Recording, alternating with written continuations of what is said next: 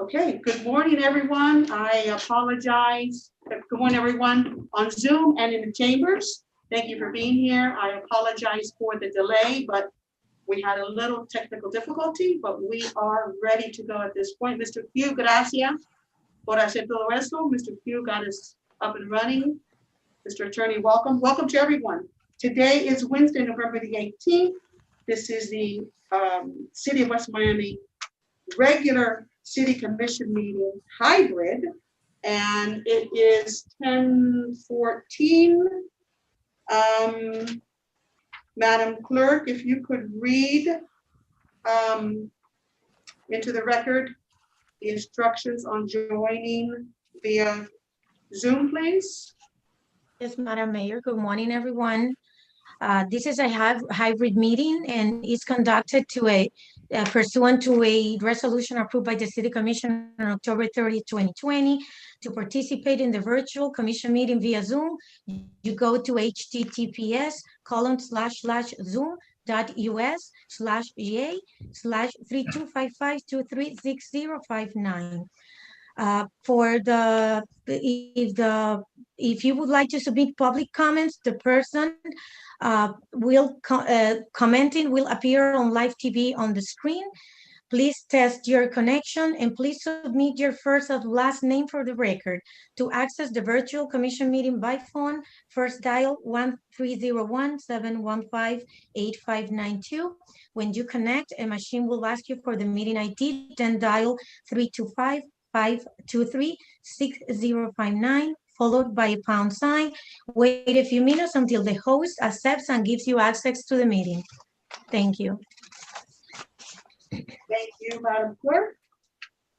And this morning for the invocation, Madam Clerk, if you would do me the honors, we all please rise for the invocation.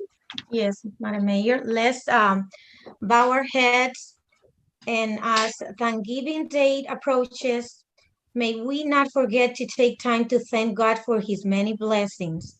We pray for this day you have given us to come together in gratitude.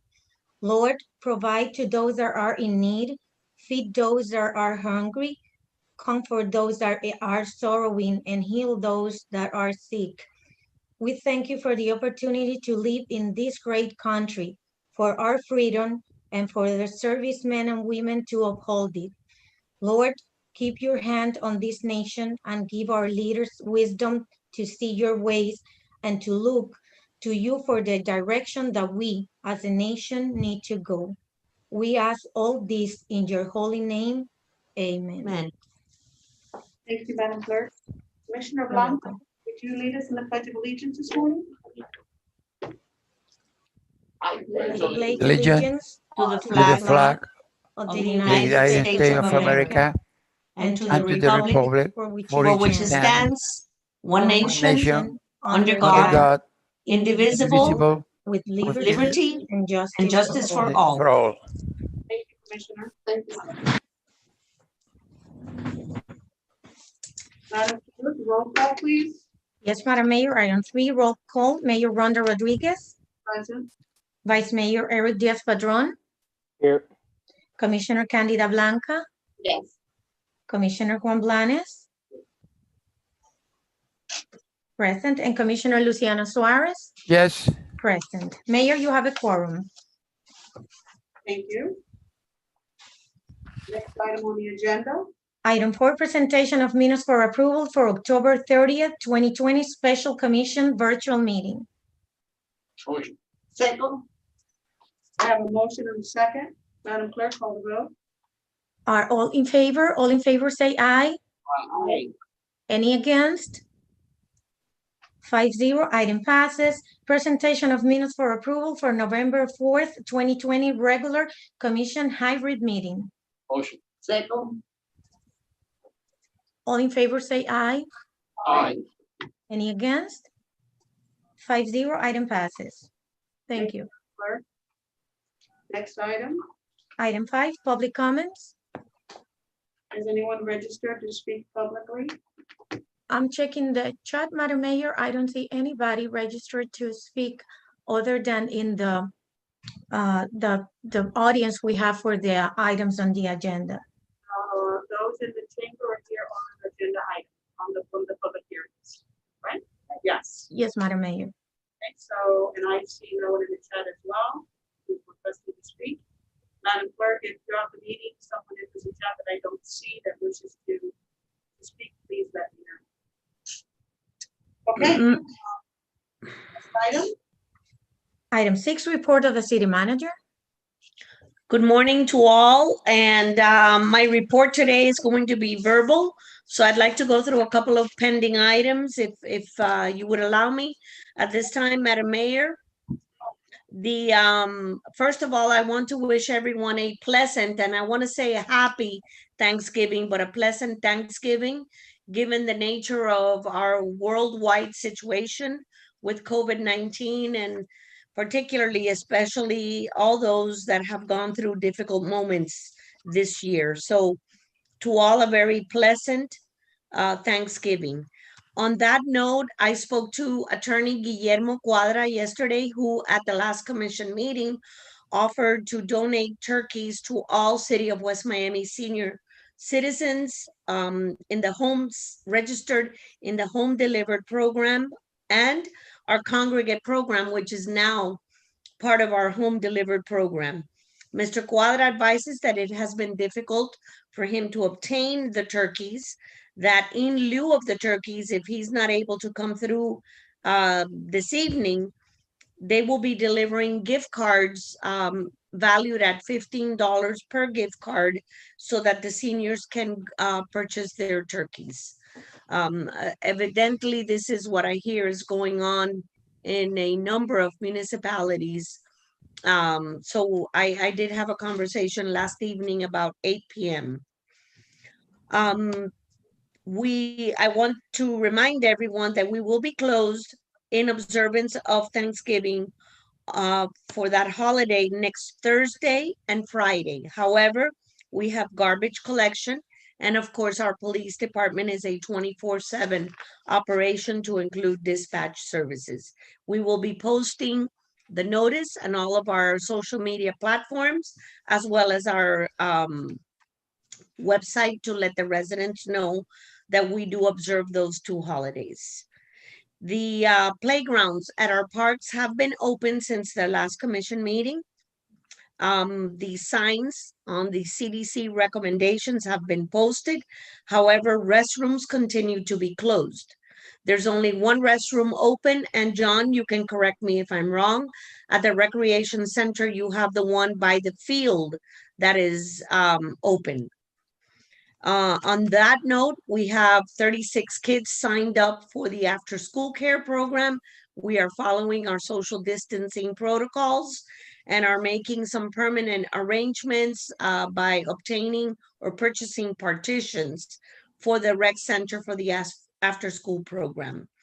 I think we've had an uptick, if you would, on the number of registrations, and I expect that in the coming days, we will have more registration as the vacation schedule or the Christmas break, as we get closer to that Christmas break, where schools are closed. And I will be discussing some times with the director of the recreation center, and a capacity issue will be discussed at that time again. So I will keep you posted on that. The next item on my report includes the Publix grocery gift cards. Yesterday, we had about 30 applications from residents for the grocery carts. The CARES Act has allowed cities to conduct projects, if you would. And our application initially, as I stated, included an application for gift cards that would allow our West Miami residents to purchase groceries from our Publix here in the city of West Miami. Initially, that project was declined by Haggerty, which is the consultant to the county. However, they have found a way through some affidavits and an application process to let us revisit that. And so we opened it up yesterday for applications. So it works on a first come, first served basis pursuant to my email to the mayor and commission. We received 30 applications. Mayor, I spoke to you last night and I suggested that we advertise in our social media platforms, our Nextdoor, which is very popular in the city, because we'd like to get 500 applications. The last thing that we would want to do is leave money on the table, because I know that it is the desire of the commission to provide assistance to the community in some way, those that have been affected by COVID-19 in some fashion. So we will be doing that tonight until 7 p.m. and again tomorrow until 7 p.m. We're taking in applications and we have an on-site notary during these times to assist the residents with notarizing their affidavits. We are conducting a senior citizen survey, again, to see when they would like to return in phases, maybe in smaller groups, to the West Miami Community Center, as our meal program for the second meal will expire on December 31st. Therefore, I think it would be a nice thing to entertain the possibility of them returning to our senior center. Again, this all will depend on what is happening with the coronavirus and whatever the CDC recommendations and the Department of Health recommendations are. Presently, like I previously advised you that we had 36 children registered. We're averaging about 25, 26 kids a day in the after school care program. We have not had any COVID cases reported to the Director of Recreations. Our passport office expansion should be ready sometime in early December. We apologize for the delays, but I think we have been delayed. COVID has delayed us in many ways that, we didn't think were possible, but we're now waiting for the office furniture to come in next week, or maybe even the first week of December. And so as soon as that is completed, we will be transitioning the employees that are going to be assigned to that area and creating more of a pleasant office space in the front area. And on CARES Act, at the last meeting of the City Commission, I was asked to give you a ballpark figure on what we should expect in reimbursements under the CARES Act. And I reported to you that conservatively, I think $300,000 would be a good figure. To date, I had an opportunity to review the list that they send us on a weekly basis. And we are exactly at $300,647 approved for reimbursement. So we're right on the money. As usual, Madam Mayor, we're very good at projecting our revenues and our expenses and curtailing where possible. So we will replenish those funds that were spent that are directly involving COVID-19. That concludes my report at this time. And if you have any questions, I'm happy to respond to those. Madam Manager, do you have a question on the COVID-19 expenses? I know we're still going to be putting up the partitions here in the chambers, and that money will also be submitted for reimbursement, correct? That will be, if I can get a proposal and if we can sign a requisition and a purchase order by November 30th. Because I know that it's time sensitive. It has Yes. Submitted prior to that. So Yes. then are we on track for being able to get that in so we can get that money back? Waiting on the proposal. Okay. Let's do our best. I don't want to spend money that, I mean, I know we have to do it, but I'd much rather that we get reimbursed for it. So let's stay on top of that and see if we can get that done before the 30th. Yes, ma'am. Does anyone have any questions for the manager in reference to your report? Madam Manager, I do have a question that came up on the chat from a resident. Yes, ma'am. The playgrounds are open, and I'm sorry, I missed the first part of your. when you said the playgrounds were open at the beginning of your message, I have a Mhm. resident saying that she was at Cooper Park yesterday. Let me go back to look at the message. And that Okay. the playground was not open as of Okay. yesterday. Hold on. Okay, yes, I spoke to Mr. Penna yesterday afternoon. He was under the impression that our Public Works department had already cleaned the equipment. And it was my understanding that it would be open as of early this morning. Mr. Penna, can you report on that? Yes, all the fences were taken down yesterday. The equipment's been cleaned and it's open now. And is that all of our playground equipment in all of our parks? That's correct. Okay. Yes, ma'am. We are. And the signs have been posted as well. We ordered signs with the CDC recommendations. Okay, so we've got all our playground equipment has been opened and sanitized. And then Yes, we will be sanitizing that equipment daily, correct? daily. Okay. Does anybody else have any other questions for the manager on her report? Zach Hall, Vice Mayor, any questions for the manager on the report? Okay. Can you all hear okay? Perfect, the audience is fine to hear.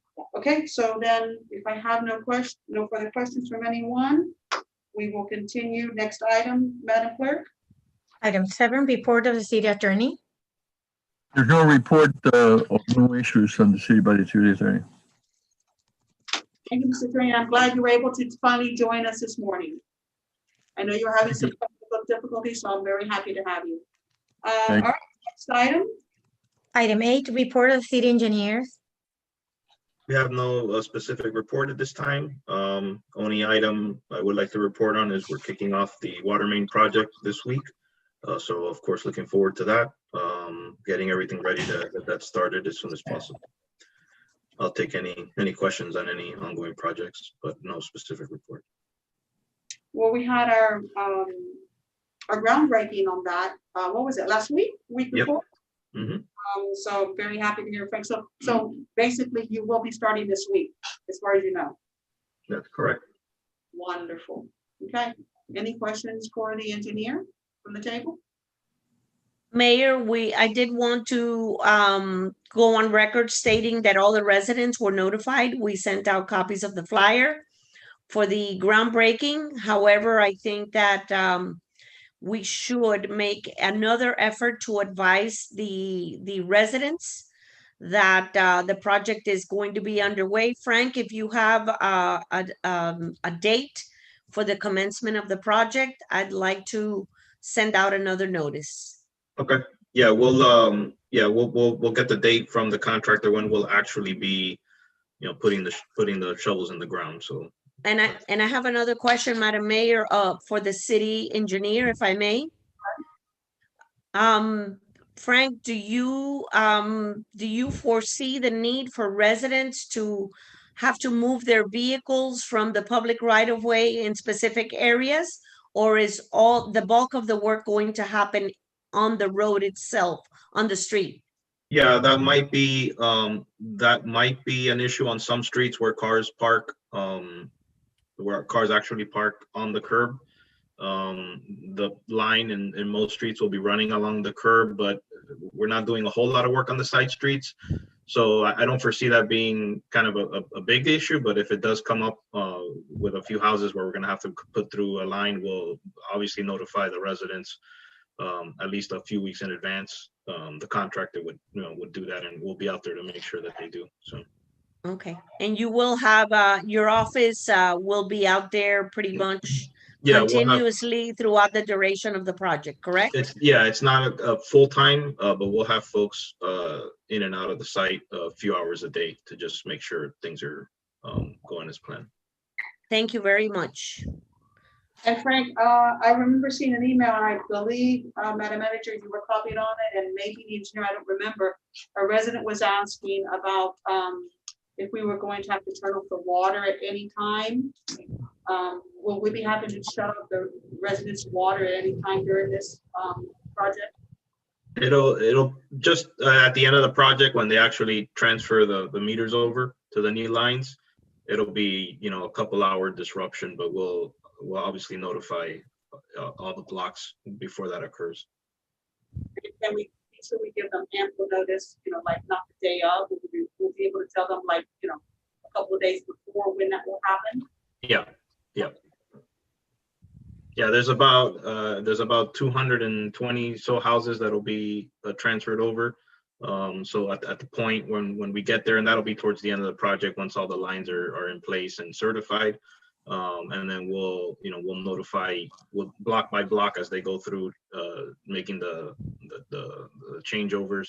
We will notify them beforehand, either through, you know, pamphlets, or just, you know, our folks that are on site.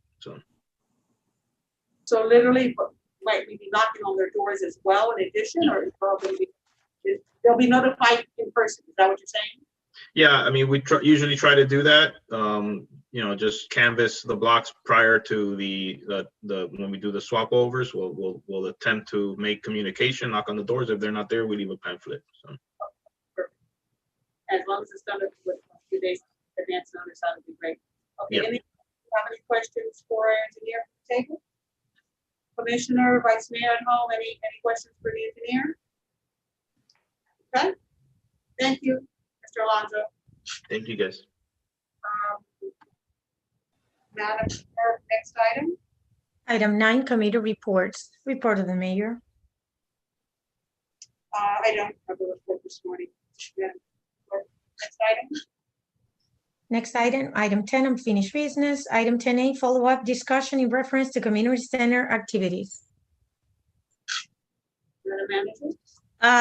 I covered that under my report. There's not much going on. The meals are being delivered, and again, we're going to start surveying our seniors at the probably early December about the possible return to the center. Maybe in a modified way, like schools are operating. Some kids are on campus for a week and then virtual the following weekend. We may want to phase in slowly but surely our senior citizens in small groups. And again, that all will depend on what occurs, because as we have seen, the numbers of coronavirus positivity rates are going up.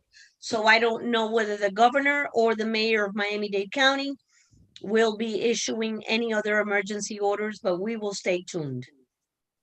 Okay. Perfect. Any questions on that item? Okay. Next item, Madam Clerk. Item 11 under new business agenda item is item 11A. This is a public hearing. Property address 1500 Southwest 63rd Avenue, West Miami, Florida 33144. Special use permit for planned development number 2020-005. Property owner 3Cs Development LLC, Caito Alexander Coloma, 1500 Southwest 63rd Avenue, West Miami, Florida 33144. Applicant requests a special use permit for the renovation of the property located at 1500 Southwest 63rd Avenue, West Miami, Florida, providing for a two-story construction of a single-family home. Property zoned residential, single-family, special use permit index number 2020-005, zoning ordinance 282, section 2B1, section 417. Good morning, Mayor and Commissioners, and Vice Mayor. On October 27th, 2020, the zoning board had a public hearing for the property listed at 1500 Southwest 63rd Avenue. It's a two-story house that's going to be developed there. And as part of the development, they are also requesting a variance for 531 square feet. The property will consist of 7 bedrooms, 5 baths, for a total square footage of 4,741 square feet under air conditioning, if allowed. The property has 2 balconies. One is overlooking the property to the east, which is allowed by ordinance, and since it's across the street, and the other balcony is facing north, again, overlooking Southwest 15th Street to the north. They meet all setback requirements. They have a 2-car garage on the 63rd Avenue side and a 2-car driveway on the 15th Street side. At the zoning board, they were requested by an adjacent property to screen the what would be the southwest window of the property that overlooks onto their property. And the applicant agreed to putting on some type of decorative aluminum screen on the 2nd-story window to protect the privacy of the property adjacent to it. The property was posted, and 500 radius feet around the property was notified through public advertisement and through the certified mail. The owners are available, Mr. Kaito Galoma and his attorney representing them today. Mr. Penna, that variance of the 500 feet, exactly where is that on the property? That is part of the structure. It is the what would be the open terrace to the back of the property, basically, and other square footage involved in that would be the 2-car garage that exists in the development. It's not it's just that it's a 10,000 square foot lot property, and the way it was designed, it doesn't affect anything. It just requires it because it goes slightly over the square footage allowed. In totality, not one specific area. Is that what you're saying? That's correct. It's just the way the building was, the property was developed. Okay. Before I open the hearing, I will invite the applicant to the podium. Yeah. May it please the commission. My name is Samuel Reiner. I'm appearing remotely, and I represent the applicant. Oh, okay. Sorry, I didn't. No, that's. Yeah, what? The manager of the company, Maria Coloma, probably also approached the podium. And Okay, she is here. Okay, Mr. Reiner, go right ahead, and then I have the architect as well here. So yes, please state your name and address for the record. And Mr. Reiner, you can take turns. Go ahead. Office at 14031 Leaning Pine Drive, Miami Lakes, Florida. And we're here representing the clients for the new home they're proposing. We take in consideration to be as careful to not, intrude into the neighbor's privacy. And we set back the house on the north side 35 feet, and we meet all the setback requirements. So any questions that you have, we can address. Okay. Ms. Coloma, did you have anything to say? Can I get it approved, please? That's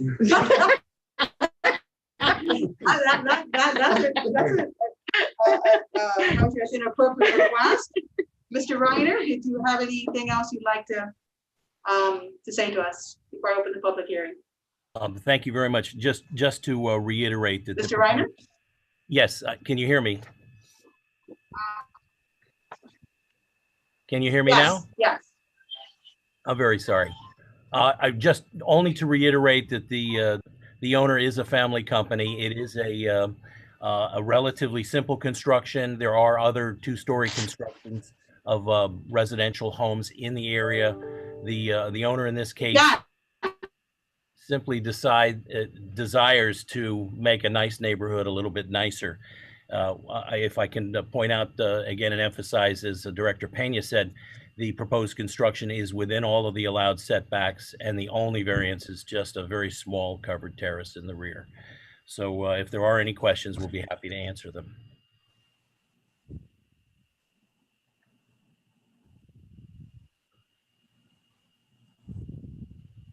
Mayor, if you wish, I could share briefly the plans of the house so everyone that may be online can see them. It says your internet connection. Okay, Mr. Reiner, I'm sorry, if you would please repeat what you said, because I don't know what point we lost you. So If Oh, you can, I apologize. no, yes. we all lost connection. Go ahead, sir.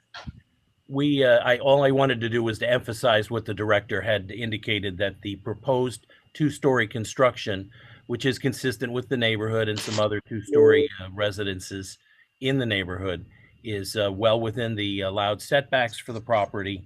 And the only variance we're asking is a 531 square foot covered terrace in the back, which won't affect any property. Was I being waved off? No. Ms. Mayor? Mayor, I have a question for the Director of Planning and Zoning. Mayor, you're muted. Yeah, no. Can you hear me now, sir? Yes. Okay, again, I apologize. We lost you mid-sentence, so if you want to try one more time, I'm so sorry. I hope the last time's a charm. Here we go. I'm sure it is. Here we go. Go ahead. My clients simply want to make a nice neighborhood a little bit nicer with a consistent two-story construction and well within all allowed setbacks, and with a very small covered terrace, a 531 square foot covered terrace in the rear of the property that won't affect any of the neighbors. Thank you. Thank you, Mr. Reiner. And the third time was the charm. See, very nice. Mayor, if you wish, I could show the plans on the screen for a few minutes so everybody could see the layout. That would be wonderful. And while you're doing that, Mr. Q, Commissioner Blanca has gone offline. So Mr. Q, if you can come out and check on Commissioner Blanca. Mr. Penna, yes, go ahead and do that while we get Commissioner Blanca set back up, please. I Go ahead can't, and share your screen. I can't do it. I'm blocked by Mr. Q. Okay. I see her here. I have a question for Mr. Penna. Yes, sir. Do you hear me? Yes, sir. And Okay, is this approved and recommended by Planning and Zoning? Yes, sir. It was recommended with the agreed to aluminum screening for the second story window. With the conditions, some Yes. conditions. All right, thank you. you okay? Okay, yes, I see you. You're fine. Before the applicant leaves the podium, are there any other questions for the architect, for Ms. Palomo, or for Mr. Reiner? Madam Manager, go ahead. Yes, Juan, I know that you noticed the public hearings in the paper of general circulation on this application. And do you have, and I don't know whether the mayor already went through this, and if she did, I apologize. I must have missed it because I lost connection as well for a few moments. Do you have anything from the residents, any objections or any positive comments one way or the other that we should read or enter into the record? No, there was only the neighbor to the west that asked for some type of screening on the window, and the applicant agreed to it. Thank you. I do have a comment in the chat from a resident that she is very happy this house is going up in West Miami. So that is a positive comment. And Me it's- too, I saw too. And Mr. Penna, the only question I would have as far as the 7 bedrooms, and we're looking at what, 4 parking spaces, correct? Yes. Does that meet our requirements, and do we anticipate parking? And is there, because I know you're on the corner on the avenue, right? Yes, that's a corner avenue house. Correct. That's correct. Let's just say additional cars would be parked on the avenue or the street, or both? Both. Both, okay, and that's not a concern or a problem, correct? As I stated before, there's ample parking on the property, 2 inside the garage and 2 on the property in front of the property. One of the bedrooms is actually a den, but as far as zoning law is concerned, it's a bedroom. So it's actually a 6-bedroom house with a den, so that's why it's described that way. Thank you for answering the question. I'm going to open the public hearing now. Is there anything else you need to present for the public hearing? Yes? Yes. go I'd ahead. like to say that I own a 7-bedroom, 5-bath house now, Okay, and we've never had an issue with parking with my neighbors or anybody, even when we've had gatherings, which we can't have now, but that's it. not yet, not yet, not yet, not yet. But we've never had the issue. Every bedroom somebody was in each bedroom. I have 4 kids. My mother lived with me, and my father-in-law lived with me, and we had an office. So like I said, we've never had an issue with parking. Thank you so much for that. And my only concern was because it's on the avenue for the Right. sake of the cars. It's on the avenue, so perfect. With that said, I'm gonna go ahead and open the public hearing. Madam Clerk, is anyone registered to speak during the public hearing? No, Madam Mayor. And I see no one in the chat either. Let me be sure, is anyone that's joining us via Zoom that hasn't registered and would like to speak? No, Madam Mayor. Oh, I see no hands up. I see nothing in the chat. So, and there's no one here in chamber other than the applicant. So with that said, I will close the public hearing. Okay, I'm going to take it to the table for discussion. Vice Mayor, Commissioner at home, commissioners here. Do we have any questions for staff or the applicant?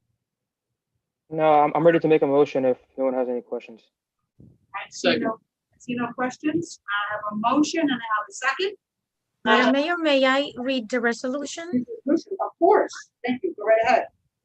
Yes, this is item 11B, a resolution of the Mayor and City Commission of the City of West Miami for site plan approval / denial of special use permit for planned development number 2020-005 by 36 Development LLC Kaitu Alexander Coloma at 1500 Southwest 63rd Avenue, West Miami, Florida 33144. Subject property is currently zoned for R1 single family, listing requirements for the redevelopment of the parcel to allow a 2-story house in the city of West Miami, requiring complete development of all land, and in lieu of thereof, requiring certain terms and conditions pursuant to zoning ordinance 282, section 2B41 and section 417, providing for an effective date. We have a motion by Vice Mayor Diaz-Padrón, second by? Second, Commissioner Blanes. Second by Commissioner Blanes. And on the vote, Commissioner Suarez, how do you vote? yes. Commissioner Blanca? Yes. Commissioner Blanes? Yes. Vice Mayor Diaz-Padrón? Yes. Mayor Rodriguez? Yes. 5-0, item passes. Congratulations. Thank you very much, Councilman. I look forward to seeing Thank you that. very much. Thank you, everyone. Thank you for being here. Have a great rest of the day. Thank you for being, for loving West Miami as much as we do. Pick a nice color. This is my paradise. Pick a nice color. Yeah. Oh, no, I'm not gonna put no blue. Okay. Bye. Bye. Madam, Mr. Reiner, thank you for being present as well. Thank you very much for having me. Have a nice day. I apologize for the technical difficulties, but we got through it. Have a great day, sir. Madam Clerk, next item, please. Yes, item 11C, this is a public hearing, property address 6240 Southwest 8th Street, West Miami, Florida 33144, special use permit 2020-006. Property owner Ernest Tattoo and Supplier Corporation, 6240 Southwest 8th Street, West Miami, Florida 33144. Applicant requests a special use permit for a commercial use as a tattoo shop and supplier to provide tattoos and supplies for same during regular business hours. Special use permit index number 2020-006, section 431, zoning ordinance 282. Again, Mr. Gunn? Madam Mayor and Commissioners, on October 27th, 2020, the Planning and Zoning Board had a public hearing for Ernest Tattoo and Supplier Corp. The request for a tattoo shop at 6240 Southwest 8th Street. They went through the application, and they agreed with the recommendations that we have placed as far as the operation of the business. And we notified 500 radius feet around the property and posted the property and advertised in a newspaper of general circulation. The Planning and Zoning Board did recommend approval with conditions. Mr. Farrell is representing the Ernest Tattoo and Supplier Corporation. Good morning. Good morning. Good morning, Madam Mayor, Mr. Vice Mayor, members of the board, staff. My name is Simon Ferro with offices at 2525 Ponce de Leon Boulevard. I represent Ernest Tattoo and Supplier Corporation. First of all, I want to say I don't believe I've been before you this year. I'm honored to be before you again. I hope all of you are doing well and your families are safe. I also represent Mr. Ernesto Napoles and his son Ernesto Napoles, who are the operators of this tattoo facility. Mr. Napoles, the senior, will be the manager of the facility. Mr. Napoles has a long history working within the healthcare industry. Mr. Napoles is a medical doctor from Cuba and in Miami. He is an advanced practice registered nurse and a registered nurse practitioner. Very unusual for that kind of background for this kind of business. So you can be assured that it will be well managed with all health and safety precautions.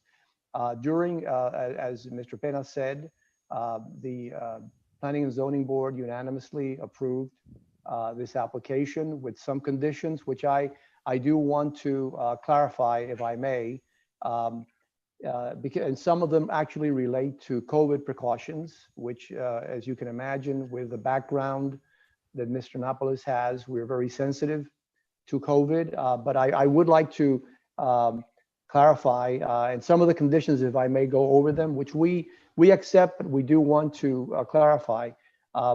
Some relate directly to COVID precautions. For example, no outdoor waiting in front of the business, and it has to be by appointment only. Maintain all patrons inside the property, social distance requirements, no loitering in or around the parking lot areas, which we would not do regardless of COVID. Then there's a couple that we are concerned about because we don't directly control. One is that the parking lot must have the required parking lighting according to the city ordinance. And the other one is that we maintain 60 parking spaces. The clarification here is that we don't own the shopping center. We're not the owner. So we want to make sure, and as far as I know, there are no issues with lighting or with parking. So we want to make sure that those two conditions, if we would prefer that they not be there because we do not control them, but if they stay, that whatever violations do exist in the future are not applied to this business because in fact, we're not the owners of the property.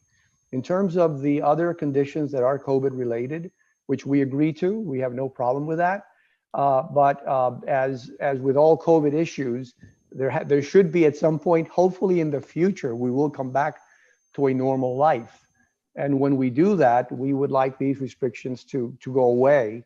And in speaking with Mr. Pena, my suggestion would be that these COVID related restrictions go away when as you know, there is a governor's executive emergency order relating to COVID, which has been extended over the last year. I think it began in March. It's still in effect today. And I would hope, we do accept the COVID restrictions, but that they go away and they terminate when the state emergency, the governor's state emergency terminates, so that everybody can go back to our normal life. So that would be our only comments on the application. We have a positive recommendation from Mr. Pena. We have a unanimous recommendation from Planning and Zoning staff. I believe Mr. Napoles should be on this call. If you have any questions relating to the operation or to his background, we're more than happy to answer them. And with that said, we respectfully request approval of the application. If you have any questions, I'm happy to answer them. And I don't know if there's any comments by neighbors, but if there are, I would like a couple of minutes for rebuttal, if that is the case.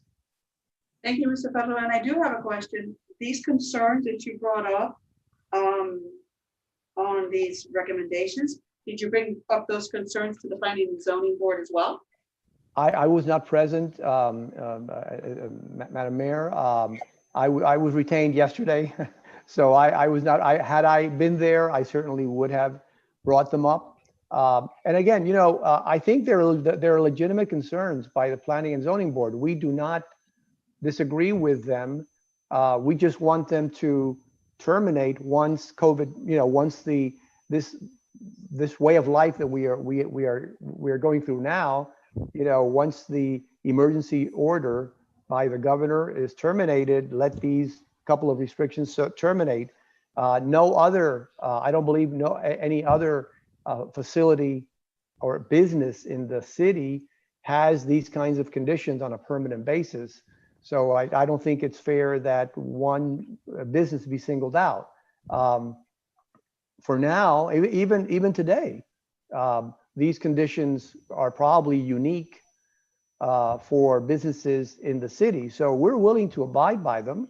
Number one, because we think they're fair, and even without them, this business would probably be managed under these conditions because of the, first of all, because it's the right thing to do, and number two, because of the medical background that the operator has. So we have no problem with these conditions. We just want them to terminate because they are COVID related when the COVID emergency that we're all living under goes away. But had I been there, I would have said that. Well, my concern, Mr. Pedro, is that Planning and Zoning approved this unanimously with those conditions. Now, you know, we're changing the whole game plan because we're looking at it entirely different. So. May I be heard, Madam Mayor? Well, I have Commissioner Blanes would like to speak first, so go right ahead, Commissioner. I need to use the bathroom. Okay. We're gonna take a 5-minute break for Commissioner Blanes, okay? 5-minute break, please. It'll probably be soon. Take your time. 5-minute break, everyone. Yes, 5-minute break.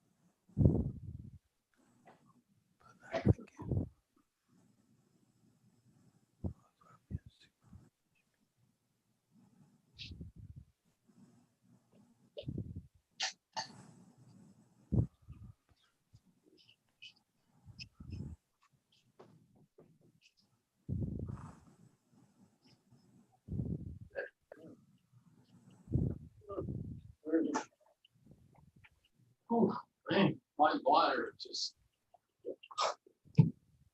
want to explode. Thank you.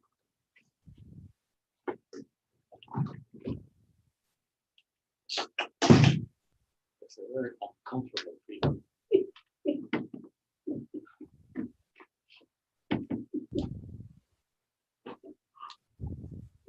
You are too fast. I know.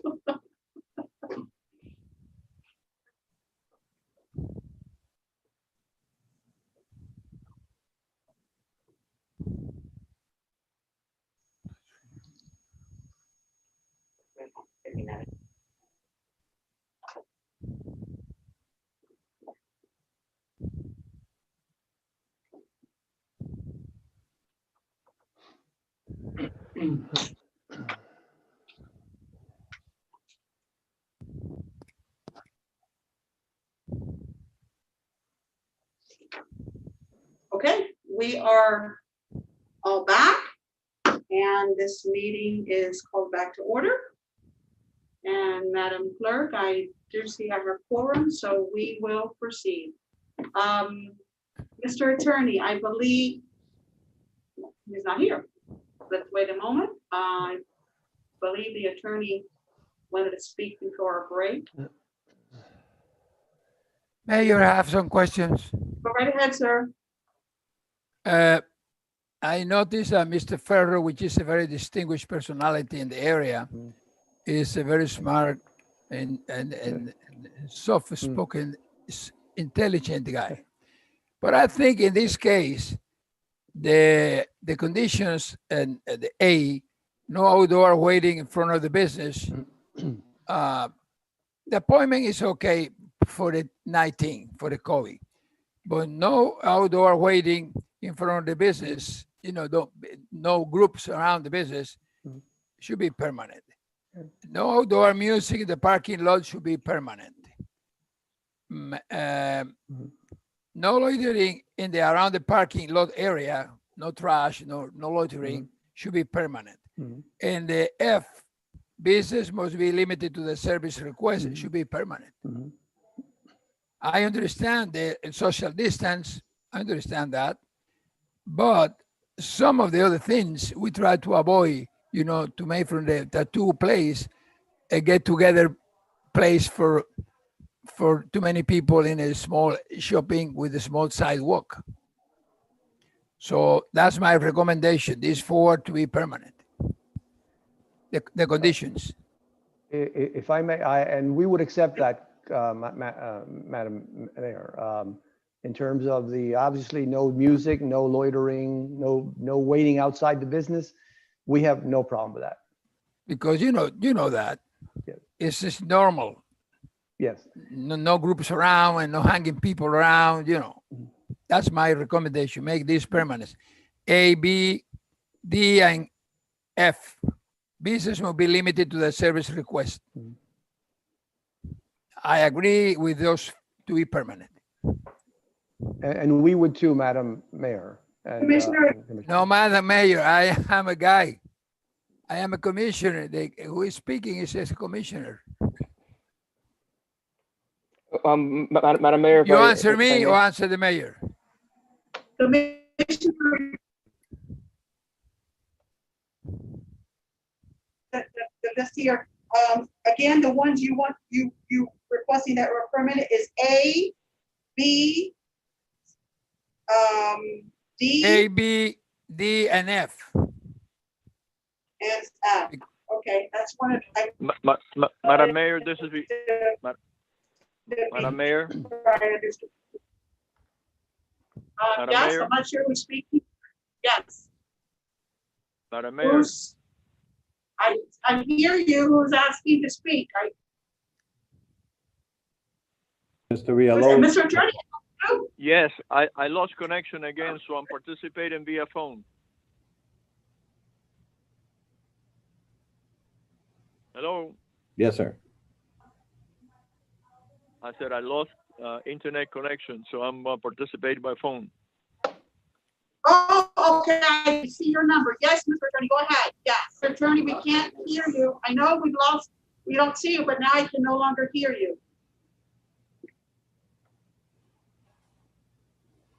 I said that I lost internet connection, so I'm participating by phone.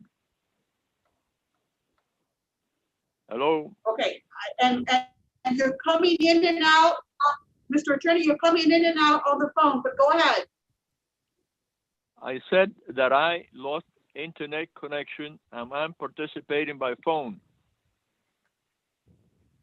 Yes, sir. We hear you loud and clear. Go ahead, sir. On the phone. Go ahead.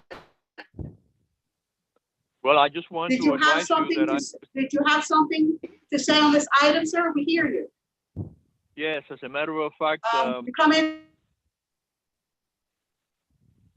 I was present at the zoning hearing, and We have been having this problem for 8 months. So this issue escaped me. So I'd like to have a clarification from Council Ferro as to exactly what is it that he objects to. Okay, if you, whatever you said prior to this last sentence, we could not hear you, sir. I heard him. He was asking Mr. Farrow what he was objecting to. But I need to hear that from the attorney, sir. Vice Mayor, thank you, but I need to hear that. I need to hear the attorney. And we cannot. Here in the chambers, But we I could can't. not hear him. Well, I'm having that problem. I mean, I'm sorry, but I cannot control the internet. We can hear you now, sir. Go ahead. I'd like to find out exactly what Mr. Ferry is objecting to. Thank you. We heard that. Mr. Farrow, go ahead, sir. Madam Mayor, the only, actually, after Commissioner Suarez spoke, really the two issues that we believe should not be placed here are the ones we can't control, which is the 60 parking spaces and the outdoor lighting, which again, as far as I understand, there are no issues. They are the building complies, so there's no issues there. But we don't control the building because we're only a tenant. In terms of the other conditions, no waiting in front of the business, we have no problem with that being permanent. We at some point there's one that is by appointment only, which I believe is really directly related to COVID. At that point, when COVID ends, we would like to have people just walk in, not just be by appointment. So we have no problems with the conditions that Commissioner Suarez mentioned. We have no problem with accepting A, which is no outdoor waiting. That would not happen under any circumstance. No outdoor music in the parking lot. I can't believe why we would have music out in the parking lot, so we're okay with that one. Maintain all patrons inside social distance requirements. That is COVID related, so we have no problems with it now, but we would like that to end when COVID ends. No loitering in and around parking lot areas. We have no problem with that being permanent. And the business being limited to the services requested, obviously, we have no problem with that being permanent. So the only issues that we would have are the ones that are directly related to COVID, which we would hope would end whenever COVID ends.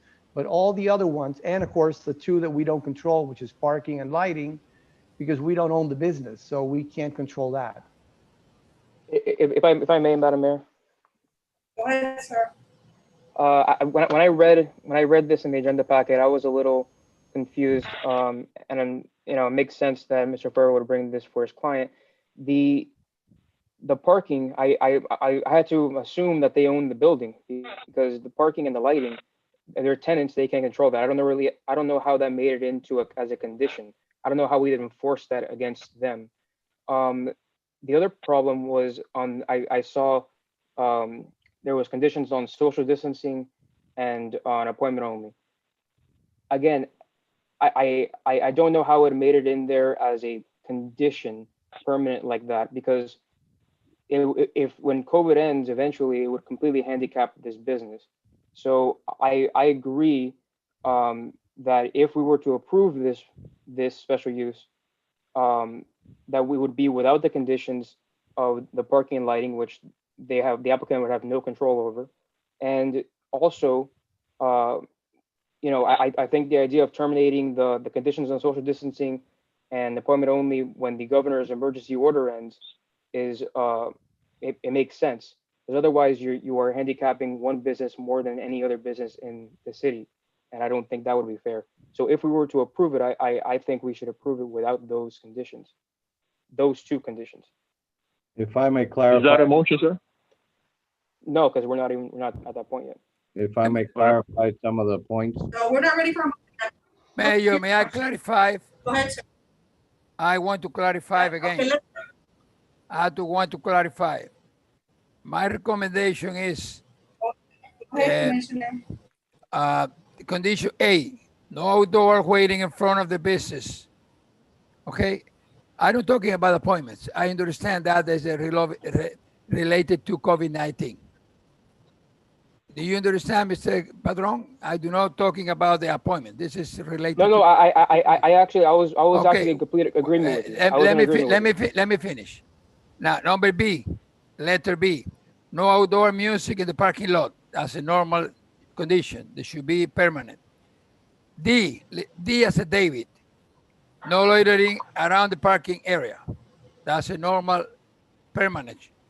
And F, letter F, business must be limited to the service request. That's the only 4 conditions I think should be permanent. I just want to clarify, I was in complete agreement with you, Commissioner. Okay, Mr. Penna, thank you, sir. Mr. Penna, did you have something to say? Yes, please, if I may clarify. Go ahead. Okay. Again, I'm in agreement with Mr. Farrow as far as the social distancing and the COVID requirements. We put them in there because the Planning and Zoning Board requested it at the time. Under the governor's order, all the businesses here in town have the same restrictions. So that applies to everyone. The only thing different in this one is it will not cease once the governor releases the order. The other conditions for the appointments, again, I don't have a problem with that. The condition of the parking lot lighting is only placed on there because the special use permit goes through the tenant to the owner. The owner is the one that keeps that special use permit should the tenant leave the following day. So the parking lot lighting restriction is because he's there every day on a daily basis, and he will see whether the lights are on or off in the parking lot. The owner of the property is there seldomly or only on collection day. And that is why we put that in there. Obviously, anytime we notice any property on any violation, it goes to the property owner and the tenant together. Each one will get a notice so that they're aware of the condition, whatever the condition may be, whether it's a parking lot lighting or parking requirements or anything. As far as the parking requirements, this is a shopping center complex. So there is 60 available parking spaces for the whole shopping center. There is also 19 directly behind this property. We're not making him responsible for the parking lot. We're just advising you of the total available parking. Because of the fact that this business would operate till 7 p.m., even with the changing in lighting right now, you see that at 5:36, it is dark. So all we're doing is making sure that since he's there on the property and he sees the lights that aren't coming on when they should be, just notify the owner. So that way that he has more of a direct contact with the owner and he's visiting the site more often than we would or that the owner would. Mr. Penna, thank you. That makes perfect sense. Thank you for that clarification. So all these conditions that were approved by planning and zoning, and it makes sense now why they do. Okay, any other? Yes, Mr. Farrow, go ahead, sir. Thank you, Madam Mayor. Well, again, what I want to make sure of is that on things that we cannot control, I understand that the owner of the shopping center would get a violation. He would get a violation regardless of whether this condition is placed on this approval, if you approve it. What I want to make sure of is that the tenant, who has nothing to do with the administration of the shopping center, does not own the shopping center, does not get a violation that that either closes him down, takes away his special use permit if you approve it, or has any monetary violations. He's not the owner. So that's my concern. Now, if there's a clarification that would not happen, and then I really, again, I don't understand why this condition would be here, but it just makes no sense that a tenant would be responsible for the owner of the shopping center keeping the parking and the lighting. So I just want a clarification of that, because if these conditions stay here, should you approve it, then we will get a violation. The owner may get a violation, but we have absolutely nothing to do with the administration of the property. So that's my concern. And I just want to make sure that I understand what happens if these conditions stay here and there's a violation to the owner and to us. What happens to us? What can we do about this? Well, I know that Mr. Bennett just clarified that, but Mr. Bennett would like to clarify further for Mr. Farrow? Yeah, Mayor, Mr. Farrow obviously is defending the tenant. These are, as I explained to him, we always notify both the tenants and the owner of the property when violations occur. However, the only reason why the condition's on there is not to make Mr. Annapolis responsible for the parking lot lights, is just to make him aware of his area of surroundings so that it is all safe for everyone else. And he has, like I said, a more direct contact with the owner than we would. Madam Mayor, question. Well, but again, I would like to know if there's a violation of any of these two conditions, will my tenant get a ticket, and will the tenant be responsible for curing the violation? Can we lose the special use permit if the violation is not cured? And can there be any monetary penalties to the tenant who has no control over this? I would like to know that. Okay, again, we notified the owner and the tenant. But when the tenant receives the letter, all he's gonna see is a copy of the notification to the owner. He's not listed as a violator of the ordinance. It's only the owner. He's just getting a courtesy copy, so he knows that what's going on the property, and if he's able to get the owner rather than make it upon the city, because sometimes these owners do fly out of the country, they're not here presently, and maybe he perhaps has another contact that is involved with the maintenance of the building that could go and remedy the situation. He's not listed as a violator. He just gets a copy because it's issued to the property. The owner of record is the one that's listed on the violation as the violator. Again, I apologize for asking, but this is very important to my client. And I appreciate the concerns and certainly the logic behind this. If there's a violation of any of these two conditions, and we tell the owner, your lights are off or whatever, and the owner does not cure the violation, could my client lose the special use permit? Because it is a condition to it. Could my client lose the special use permit for you to approve it because of these two, because of a violation of any of those conditions? No, that would not be a cause for losing the special use permit. May I answer to the lawyer? Yeah, I mean, go ahead, Commissioner, sorry. Mayor, may I answer? Go ahead, Commissioner. Yes, go ahead, Commissioner. Mr. Ferro, I understand that you protected your client, but the problem with the light is very simple. If your client doesn't want to, or he think he maybe lose the permit, keep the lights on, that's it. Keep the lights on, that's it. I don't think we have to get inside the big federal case. Just keep the light on. And no problem. With all due respect, I think what Mr. Ferro is saying is that he doesn't have control to keep the lights on. And I completely understand. The issue, I don't have an issue with having the building owner keep lights on. I want them to keep lights on and maintain parking spots. The issue I have is if we were to approve this application, we are making it a condition in writing. And I don't know how we can sit here and say that if that condition is violated, even though they have no control over it, that they wouldn't lose a special use permit.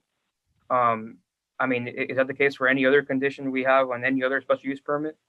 I agree we should notify the tenant if the property owner is absent, or if you want to notify the tenant to have another avenue to get the repairs done. But I don't know how making it a condition doesn't make them either I guess somehow liable for it. I don't know how you would enforce that, or make them subject to losing the special use permit. When I read that, Mr. Ferro hadn't started speaking yet. When I read that, I had to be under the impression that they own the building, because I don't know how you can put that in the special use permit if they have no control over it. I think it's a great check and balance system, is my opinion. Does anyone else have any questions? Hey, yes, Mayor, I have, can you explain to the Vice Mayor, according with that, is in the condition that the outdoor lighting is a city ordinance? I agree with you. It's a city ordinance. I agree with you. The operator of the business, the only preoccupation that you have to keep the lights on. It's simple.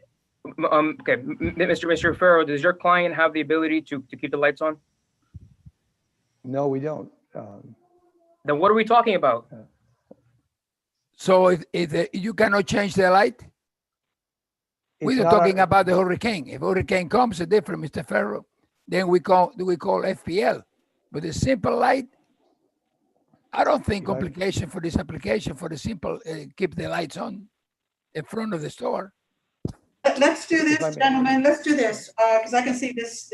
I'm lost. Yeah. So here's what I'm going to do. Here's what I'm going to do. Here's what am I missing? Okay, hold on. This is what I'm going to do.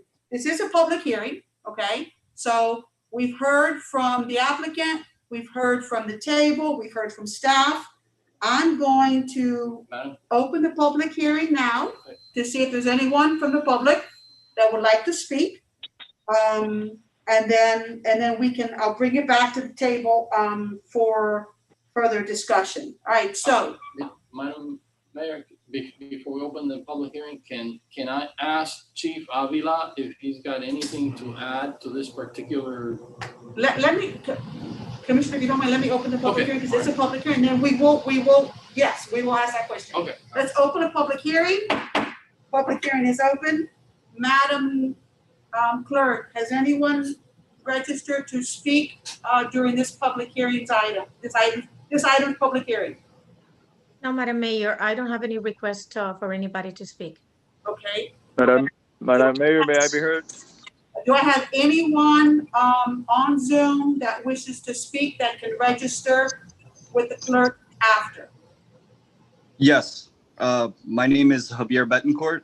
I am the owner of the current shop, tattoo shop in that shopping center. And I just wanted to add something to the meeting. Go ahead, Mr. Betancourt, and please register with the clerk after, please, okay? You state your name and when you stated your name, what is your address, sir? My name is Javier Betancourt. I own Ocho Placas Tattoo Company. I was the original tenant of 6240 Southwest 8th Street. I am now located upstairs in 6254 Southwest 8th Street, the same building, just the units 1 through 4. I just wanted to present to the people that weren't in the initial meeting the piece of information that there is another tattoo shop in the same shopping center,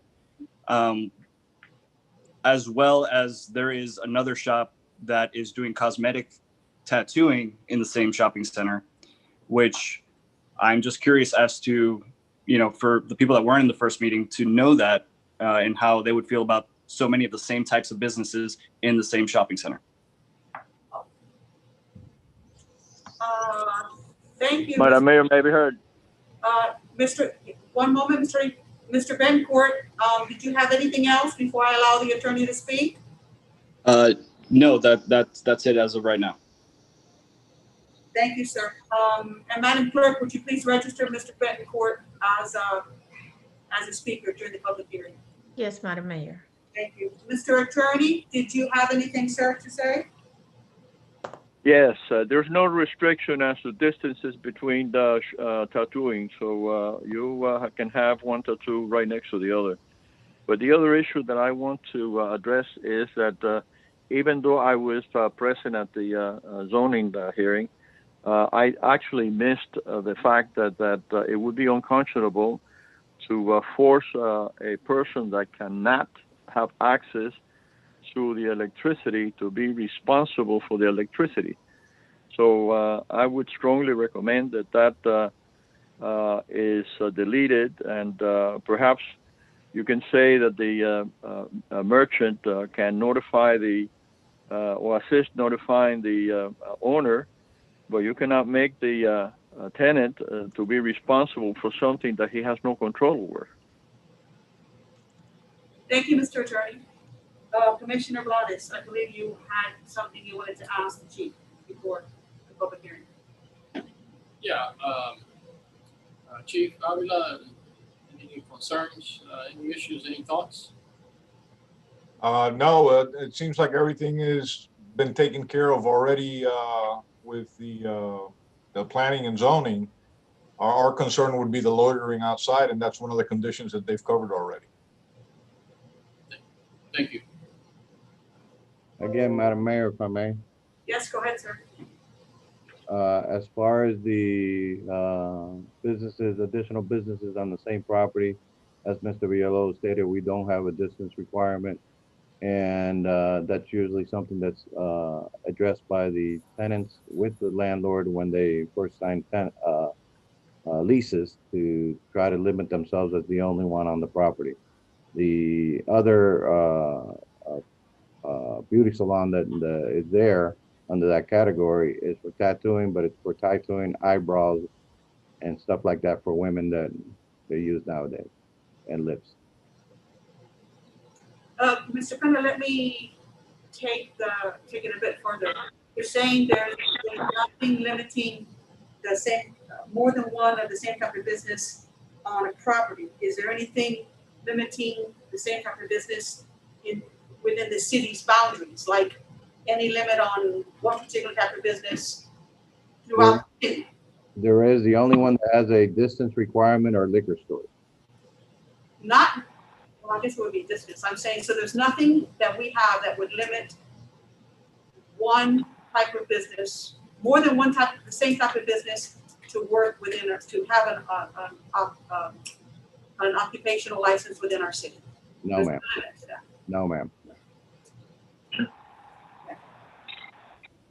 Other than liquor stores, you're saying. That's So correct. is that one per address or one per city? No, it's actually one every 1,000 feet from door to door. So it is distance, okay. Thank you, Mr. Jenner. Any other questions or comments on this item?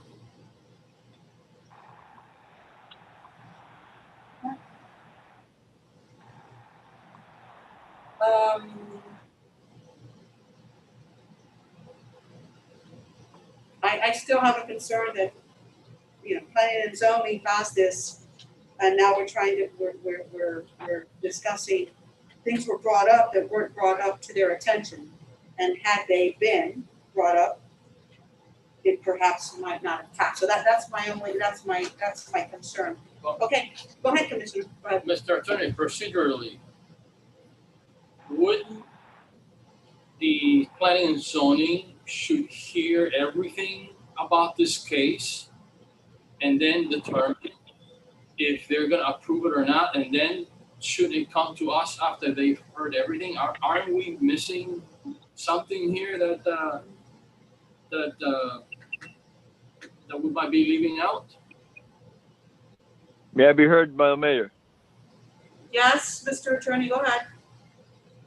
The hearing before the Planning and Zoning Board, it ends up with a recommendation. In other words, it's up to the commission to uphold, to change, to add, to subtract from the recommendation.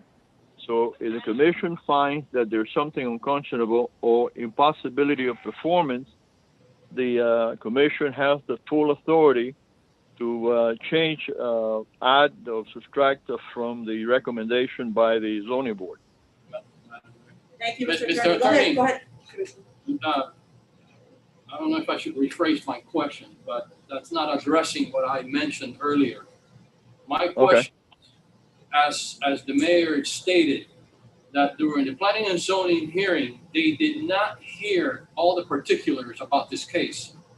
There was some information that was left out. So their expertise, right, was not allocated to that information that they did not get.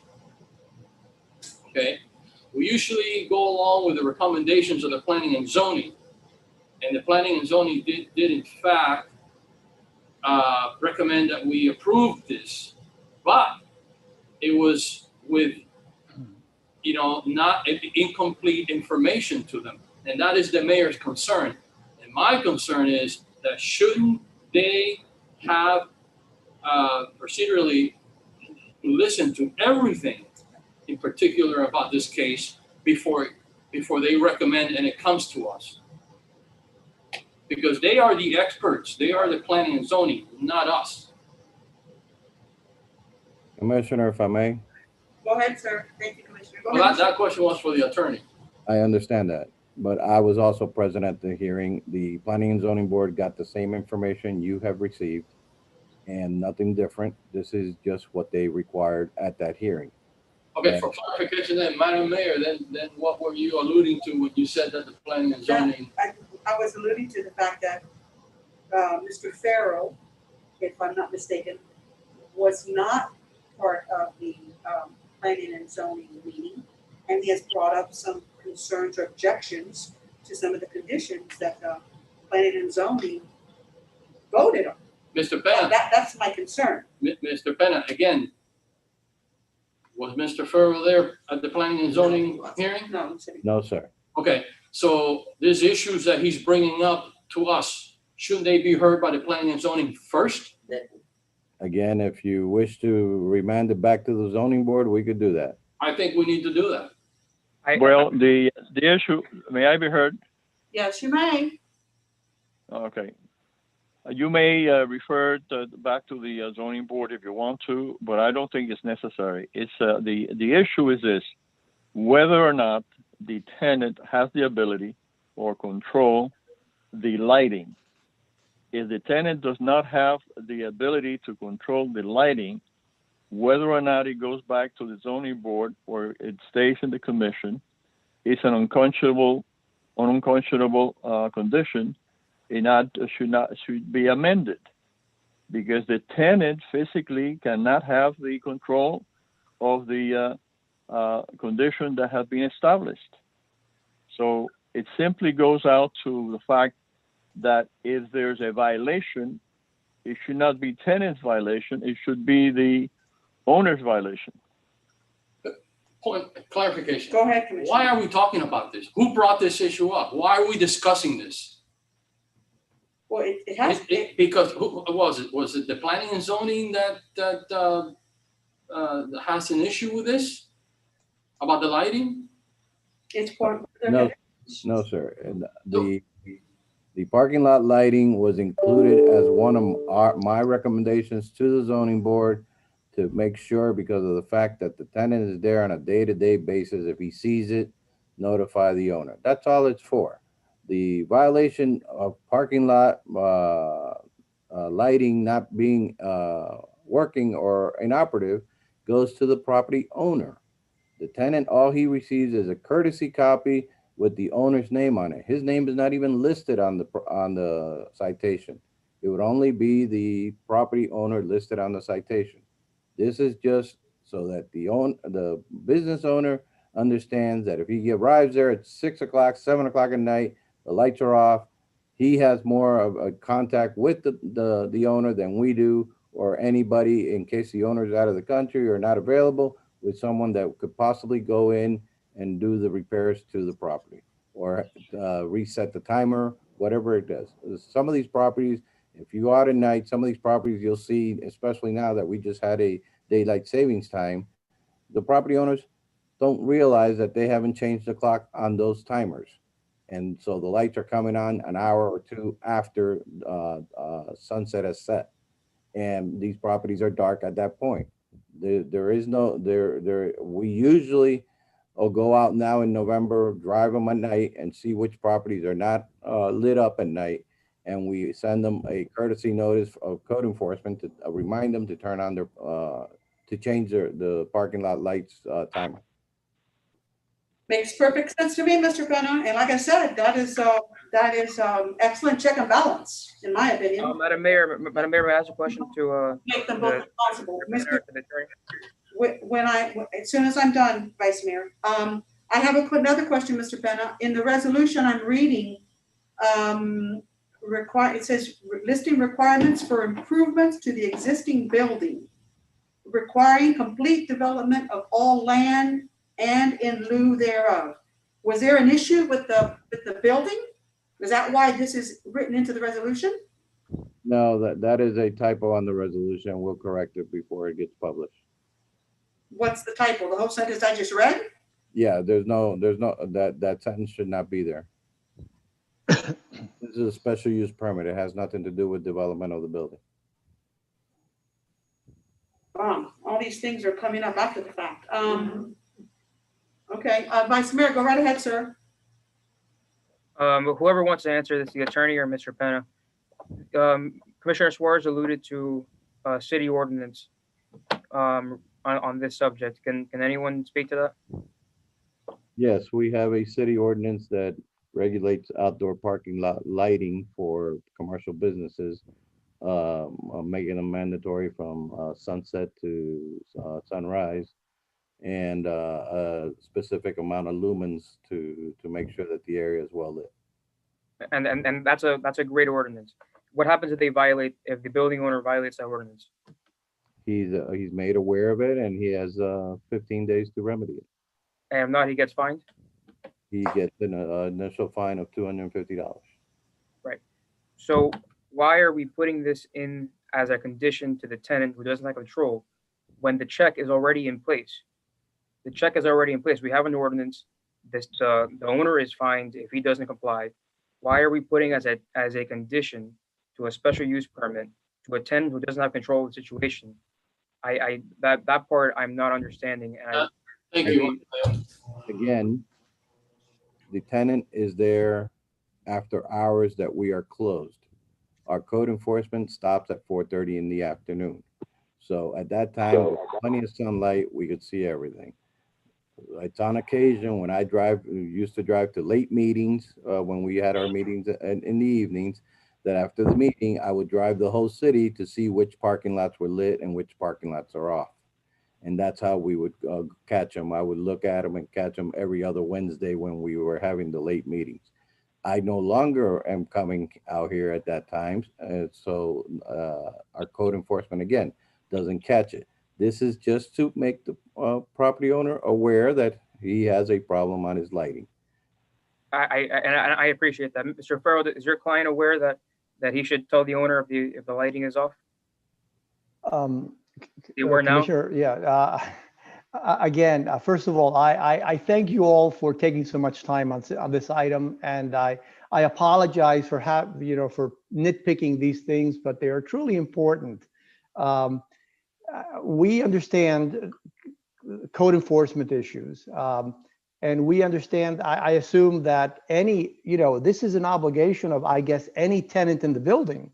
Yes. Right? If the lights go off, they should tell the owner that the lights are off and come and fix it.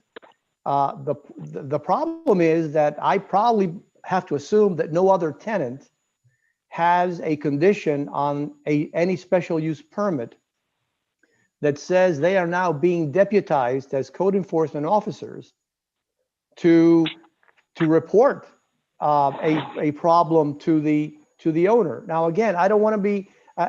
We want to be cooperative. We want to be good corporate businesses. But if you're going to impose a condition that we have no control over, not only on the lighting, but also on the 60 parking spaces, which again, we have no control over whether Frankly, I don't even know what that means. Maintain the present scenario of 60 parking spaces. Why that is a condition on an application over which we have no control, as the city attorney says, it's not proper and maybe not even enforceable. So again, I don't want to belabor the issue. I'm asking that this application be approved on its merits, which we believe there are, and we're willing to accept any condition over which we have control. But those two conditions we have no control over, and we are concerned that a condition on a resolution that is violated can affect the special use permit that hopefully we would be approved for today. Now, either it does or it doesn't. If it doesn't, then frankly, it shouldn't even be here, because in my 42 years of experience as a land use attorney, any violation of a condition that is placed on a special use permit may put that special use permit in peril. Now, I'm being told that that's not going to happen, but I'm concerned that sometime in the future, when nobody who is on this call, and we all agree it's not going to happen, when nobody who is on this call is a commissioner anymore, or the director, there's a violation and they say, well, you lost your special use permit because you violated, there's a condition that violates it. So that's all I'm asking. I'm asking that this application be treated on its merits, which we believe, and we believe that the planning board approved it on its merits, and had somebody been there that would have raised the objections or the concerns that I am raising, I truly believe that those conditions probably would not be there. So I'm asking the commission to, in its jurisdiction, you have complete jurisdiction, as the city attorney says, the planning and zoning board is just a recommendation to approve this application without conditions over which we have no control. If we had control over them, I would not be making this argument. Thank you, Mr. Farrow. Mr. Penna, Yes, ma'am. let's put out lighting out of our mind for a moment and everything else. What is the reason that this applicant needs a special use permit? Why are they requesting a special use permit to open a tattoo shop at that address? Again, our ordinance, the way it's written, zoning ordinance 282, has 74 allowed uses. Aside from the allowed uses, anyone that has anything else that they wish to bring to the city's attention as a business has the ability to go into one of those businesses as a special use permit. That special use permit gets two hearings, one before the zoning board and one before the city commission, to see if it's a good fit for the city. If it's a good fit for the city may allow it because of the fact that it's not listed on the 74 uses that we have on our zoning ordinance. So is this not one of the 74 uses? That's correct. It is not. No. Yeah. Okay, so just to clarify, it is, and Chief, I see you're next. Just to clarify, this applicant is requesting a special use permit because it is not one of our 74 allowed services. That's correct. Uses. Okay, thank you.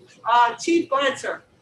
Madam Mayor, I just realized something. You have another person that came in on the phone line advising that he used to have that store as a tattoo parlor, and now he moved upstairs.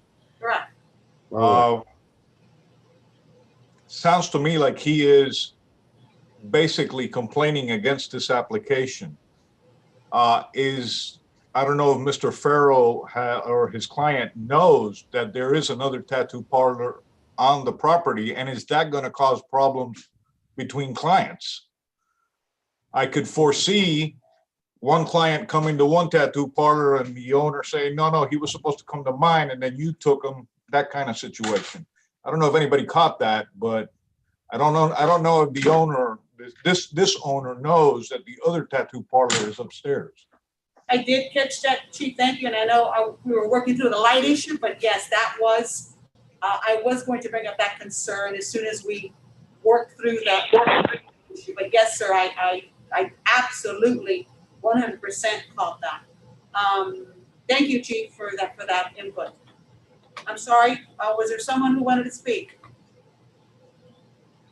Madam Mayor? Mr. Farrow, go ahead, sir. Yes, no, I just wanted to comment on the chief's statement. We're fully aware that there's another tattoo parlor, but I cannot for the life of me see why two tattoo parlors cannot coexist in the same building. I mean, America was built on competition, on open trade. I cannot believe why the people coming to this tattoo parlor would create any problems, or even the management. I just cannot see that they would not get along well. I mean, obviously the person who's there now, who was in our situation, and I would assume that they also had to obtain a special use permit, okay? And I don't know whether in that special use permit there were conditions that made them responsible for lighting and parking. I don't know, but that's an interesting question. I don't see why we cannot get along. You know, a lot of times, you know, car agencies do better when there's two or three. You know, many businesses actually do better when there are two or three in the same general location. These are civil people. Certainly my client is never going to get into an issue with the owner of the other tattoo parlor or a client, and I would expect them to do the same. These are honorable. I'm sure the owner of the other tattoo parlor is an honorable, decent, honest person, and so is my client. Thank you, Mr. Farrow. Is that your client that I see on the screen, Ernesto? Is that Mr. Annapolis? Yes. I would very much love to hear from the applicant. I've heard from Mr. Farrow, but I haven't heard from the applicant. So I would very much love to hear what Mr. Annapolis has to say. Okay. Good morning, Madam Mayor. My name is Ernesto Annapolis. I'm the owner, the president of Ernest Tattoo and Supplier Corporation. And I've been here hearing all the things now, and from my point of view, we have no problem with working with another tattoo shop in there, because as Mr. Ferro says, the competency is what brings development to this country, and more economy and everything. I'm a very quiet person, my son as well, and we don't have any problem with nobody. I think it's not a big problem for not a big problem for us coexisting with another business like us. That's what I think. Thank you, Mr. Annapolis. Let me ask you. You just said something I had it here as a question I haven't asked. You're coming in as Ernest Tattoo and Supplier Corp. How does the supplier portion come into play here? What are you going to be supplying, and what exactly does that mean? So you're not only not only going to be doing tattoos, you're going to be selling something. Yeah, well, this part belongs to the corporation.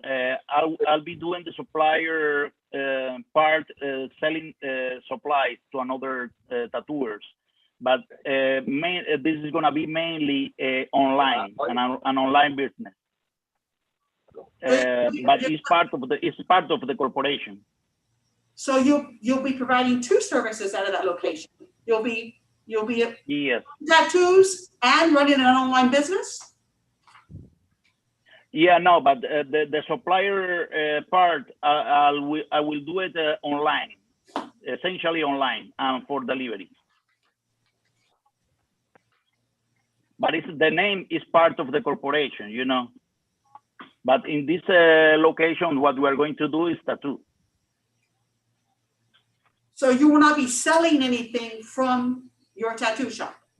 No, not usually. Maybe we have something, but it's not gonna be a permanent or usual. What is gonna be usual is online. It's selling online. Thank you, Mr. Mayor, I have a question for Mr. Pena. Go ahead, sir. Mr. Pena, let me clarify this. If we have in the city ordinance that the parking lot must have require outdoor lighting, it's a city attorney. Keep the lighting, the parking lot. This is a shopping, several other business there. So let me repeat this. According to what the city ordinance said, the parking lot must have required outdoor lighting. Now, do we are obligated to put this, which is a city attorney, a city ordinance for the whole parking lot, an obligation for a specific business in this case, for this business, put a condition about the lighting where the ordinance obligate the parking lot be lighted? Again, I believe the city attorney has already answered that we should not include that as a condition to the special use because it is out of the control of the tenant. Thank you, Mr. Pena. Mr. Pena, thank you, Commissioner, for that question. Mr. Pena, this hand-drawn diagram in my package, I really can't tell what this is. It's just hand-drawn. Can you explain to me what I'm looking at in this diagram? What am I looking at here? What is this? I'll share that with the audience so they could see it. It's basically the layout of the interior of the space. It would have the opening where you see the crosshatch, a desk, a privacy wall, and 2 stations for tattooing. The X's are just an area of a shelving that's behind it, and the boxes with the X's in it, and the other 4 circles are seats for people that accompany the people that are within the getting the tattoo at the time. And then the other thing shows where the restroom is located. That's the only one that was obviously what it was. Okay, so there's only 2 stations for the physical tattoo. Yes, ma'am. Okay. Also, to the comment about the 2 tattoo shops, the first tattoo shop is now on the 2nd floor, and the access to that 2nd floor is to the complete west of this building, away from the applicant's existing door. So there is like a 50 or 60 foot span between the stairway to the 2nd floor and the entrance to the applicant's shop, should he be approved.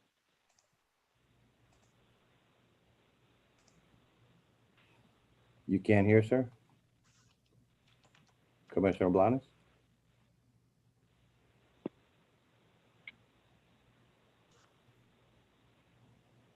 Hello?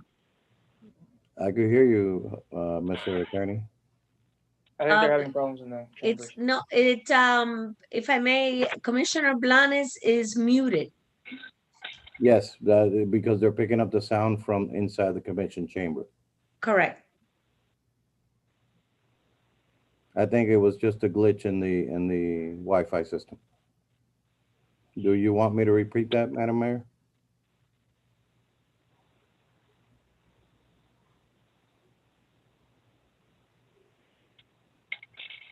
I think we're having trouble all over the place. But anyway, I think the Commissioner Suarez is totally right.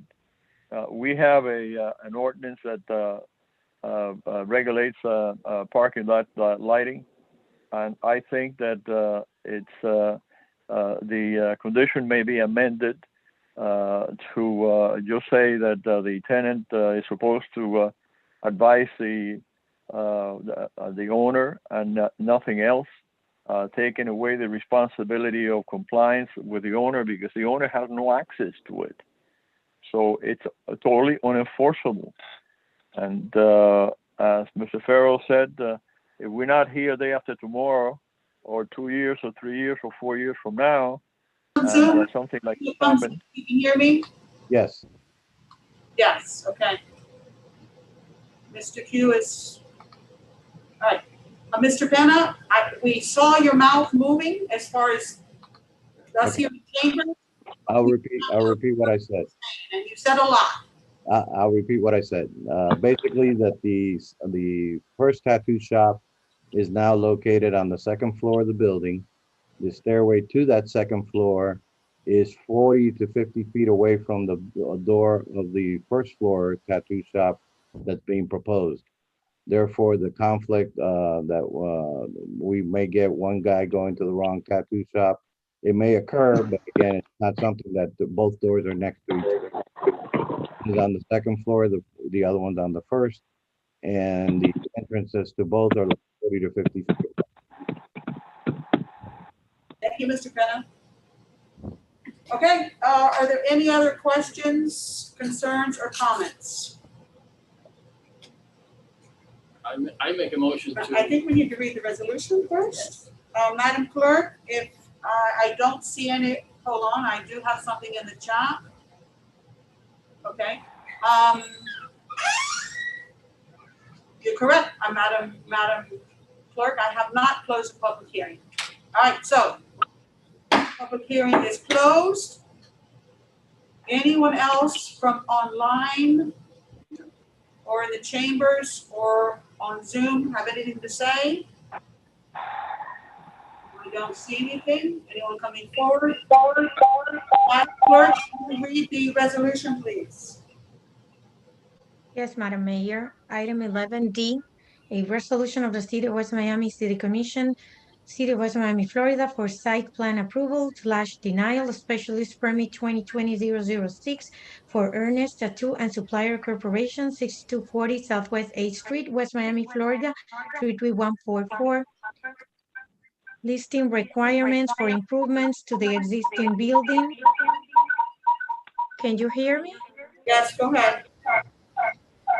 In the City of West Miami, requiring complete development of all land and in lieu of thereof, requiring certain improvements, dedications, and other terms and conditions pursuant to zoning ordinance 282 and subject to approval from any other regulatory agency, providing for an effective date. I'd like to make a motion with amendments. A motion to approve with the removal of language in regards to maintaining the parking spots and the lighting, and with an amendment to the language related to appointment only and social distancing to terminate once the governor's emergency order is no longer in effect. I second the motion. Second. I second. Second by Commissioner Blanes. So on the motion, Commissioner Suarez, how do you vote? Yes. Commissioner Blanca? Yes.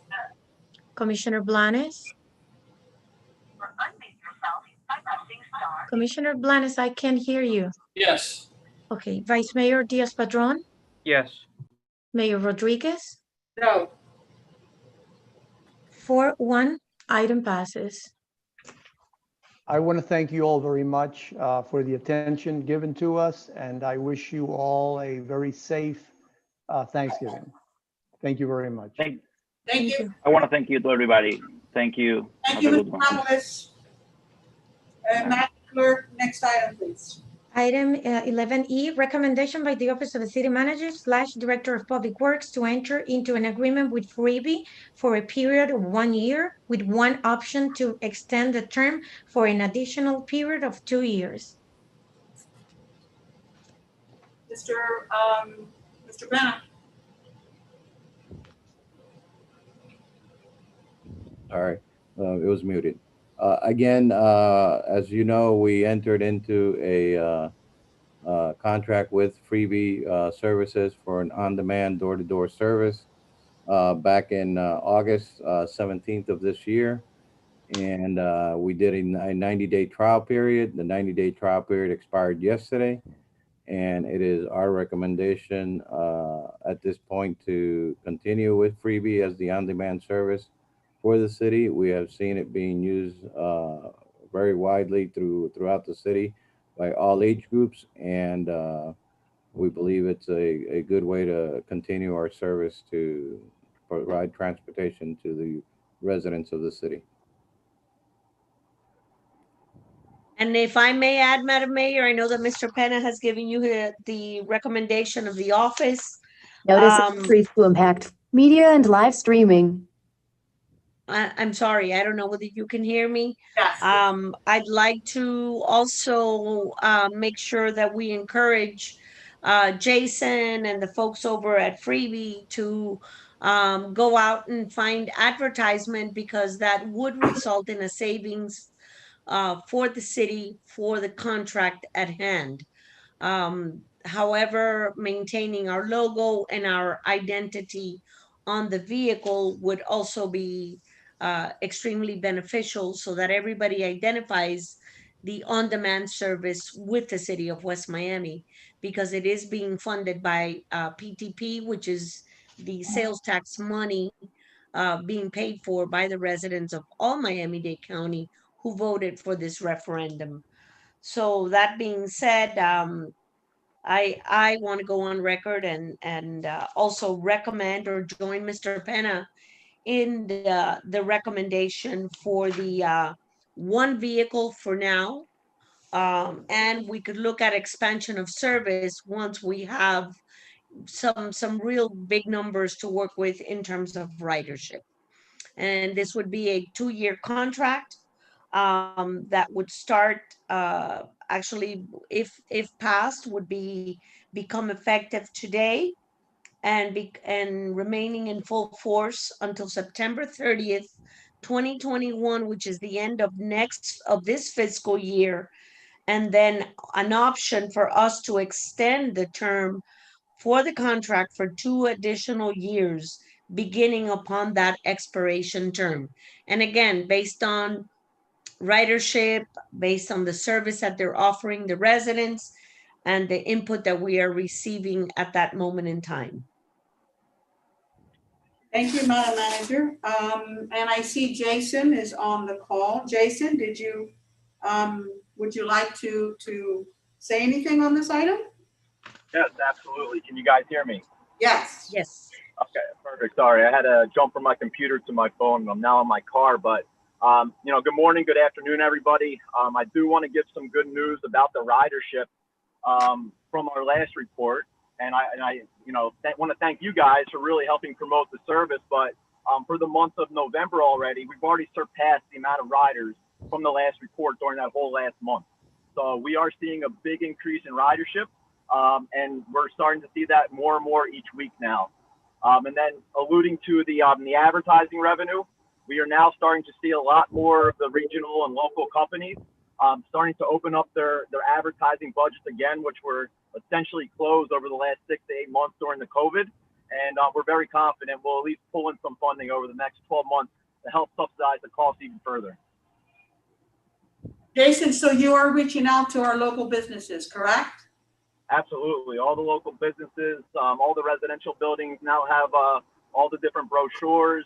And, from that, we've seen a big increase in ridership, over 100% since the last report. And Jason, on the app, I noticed that you've highlighted some businesses. When are you continuing to add to that? Yes. So we're going to continue to add to that. And, we're encouraging these businesses. And again, the advertising on the app is free. So this is free for all the local businesses. And what we do is encourage them to, offer an exclusive deal, a discount for all the residents to really incentivize them to come visit them. And you're going to see a lot more of those over the next 30, 60 days as my team has started to make a lot of contact with these businesses. We're talking on the places to be portion of your app, correct? That's correct. You click on because I see it hasn't changed much And I know we were in the 90-day trial period, but I'd certainly like to see, I'd like to see that, that list grow. Absolutely. Perfect. Madam Mayor, may I ask a question of Jason regarding the Saturday ridership? Go ahead. Thank you. Jason, do you have any numbers or preliminary numbers for the Saturday service that we added on a part-time basis? I will tell you this. I don't have the exact number in front of me, but I will tell you the average amount of riders on a Saturday surpasses the number of riders on a weekday. So it has been popular.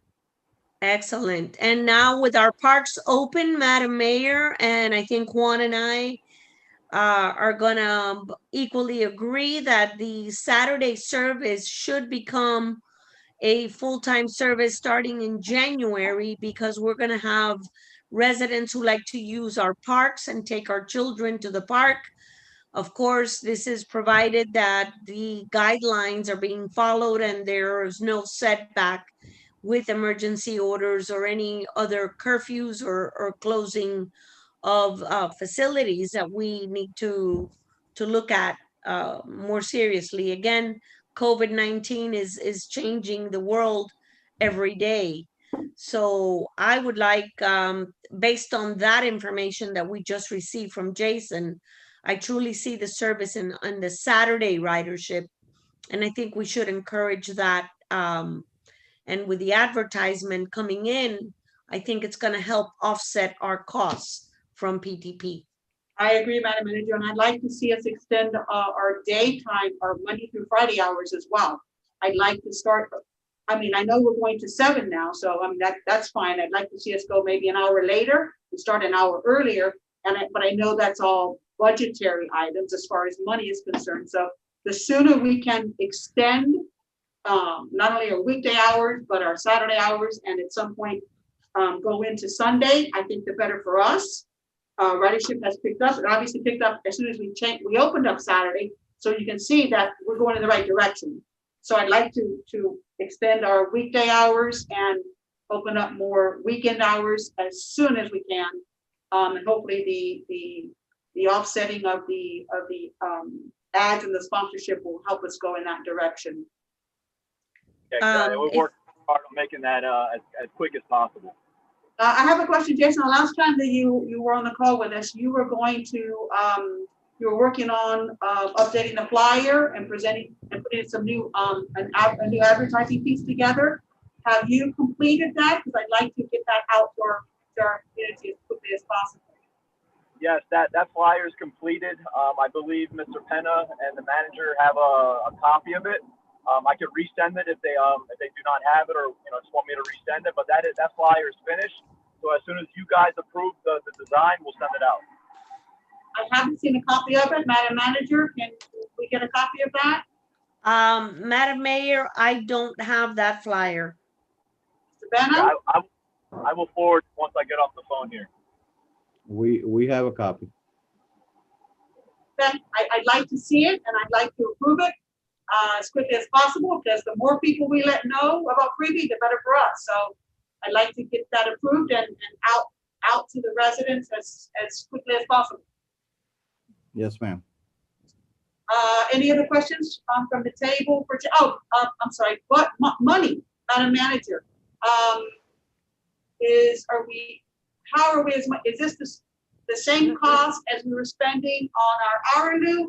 Are we saving money? Talk to me about the money portion of this. Well, the money portion, I think, is gonna be within our budgetary guidelines. Right now, if we run Saturday, we may exceed our previous city loop system. We had an employee on salary and benefits, but he also made overtime from time to time. And I believe that with a sponsorship, I believe that we are going to see some savings there to stay well within budget. However, right now the rate is $7,350 per month. That is going to go up with a full Saturday. And I would recommend that we start that as quickly as Jason is able to put manpower for the Saturday ride. I don't know if he needs until January 1st or if this is a service we can start on December 1st. That being said, I am sure that we will see advertisement knocking on his door, and there will be some savings that will be generated on his billing to us based on the split that we have discussed. So I think that was my ultimate goal with this right, with this partnership, that we provide a better service at a lesser cost. So I'd like to get there again as quickly as possible. Better service at a lesser cost. right. And if I may go back and revisit your statement on Sunday ridership, I would caution ourselves to take things a step at a time, if you would, and try the Saturday, the full day on Saturday first for like 60 days. And if that has a big popularity, then we can start to look at Sundays once we have some advertisements walking in the door. I'm fine. Even if we can maybe add an hour, one more hour during the week before we do Sundays, that's fine too. That's Okay. I have no problem with taking baby steps and rolling this Right. out the right way. I have no problem with that Right. at all. And we'll yield to Jason and his data on that. That way we're putting our best foot forward. I have no problems with that. Thank you very much, Madam Mayor and Commissioners. Any questions from the commission to Jason or to staff on this? Jason, anything else you want to add? Mayor, if you wish, I could share the flyer a second on the screen. Perfect, thank you.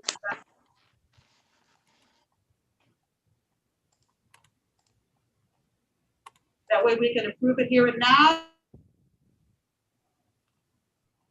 You should be seeing it now on your screen. Okay, we got it into Spanish. You can have available to Miami Monday to Friday, 11 to 2, 7, 7 to 2. Request your ride. How it works. The only thing I don't see, where's the phone number? It's at the bottom. Okay, you scroll up. Here we go. Can you scroll up some more? I still don't see it. Oh, there it is. Never mind. I see it. Need help requesting your ride? It's really small. Under how it works, is there? Yeah, I don't see it. Okay, you see how it works? You see the freebie card and how it works? Then you see the app, you see the little symbols, look under there. Need help requesting your ride. Is there any way that can be made bigger? Sure. Jason? I think trust for Jason, yeah. I think we lost Jason, but we'll ask him to make that part a little bit larger. I'm sure that can be worked into the revision to the flyer. I'm sure. Making that a little bit bigger would really help, especially for our seniors who are not comfortable with the app. I'd like to make that, Jason's still there, so he's hearing us. And then And he says, and we can make it bigger. Yeah, especially for our seniors who will be the ones that would be calling in the request. I'd like to be sure that is more visible. For and on the bottom part where it says necesitas ayuda, put it all in Spanish, even the instructions. Right. Copy to the city manager also. Madam Manager, also speaking about the seniors, once this is corrected as far as making it bigger, is there any way that we can send a copy of this with our meals? Sorry. Absolutely. Absolutely. I just, on the chat, I just responded to Jason, or I asked him to provide us a final draft of the flyer. And I know you're waving your hand. Do you hear me, Madam Mayor? You're muted, Madam Mayor. No, they need to be muted because they're in the commission chamber. Okay. All right. So we're going to get you a copy of the final flyer to make sure that they've taken into account the information that you've asked to be revisited or enlarged, and perfect the Spanish part of it. So we'll work with him. And as soon as that's done, we're going to go ahead and send it to our all of our senior citizens, both in the home delivered and congregate program, and publish that on all of our social media platforms. Sent out blast emails and update our Facebook. And I've asked Mr. Quintana to go ahead and upload or remind everybody by putting in weekly a weekly copy of the notices. Yolanda, you may have to repeat that because they were. Madam Manager, I think you can hear me now. Everything you said, and it was a pretty long comment, you're gonna have to repeat because from the moment you were talking, we heard nothing. Thank you. I will repeat it. I've asked Mr. Quintana to refresh our social media presence on the freebie advertisement and other things going on. So we will be publishing this on all of our platforms, including the Nextdoor app, which is pretty popular in the community. And I've already responded to Jason in the chat to please send us a final flyer. And that's gonna be with the phone number more prominent. Yes, and the Spanish a little bit more perfected, the Spanish part of it. Okay, so what I was asking, I don't believe you heard me either. Yeah, yes, that you know me, I definitely want this up on all our social media platforms and also emails to our residents.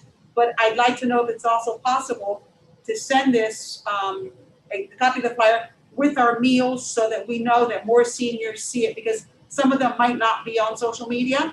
So can we send this flyer? Absolutely. Okay, good. Absolutely. Good. Okay. Fantastic. And the flyer, I loved it. Mr. Bennett, could you put that up one more time for me?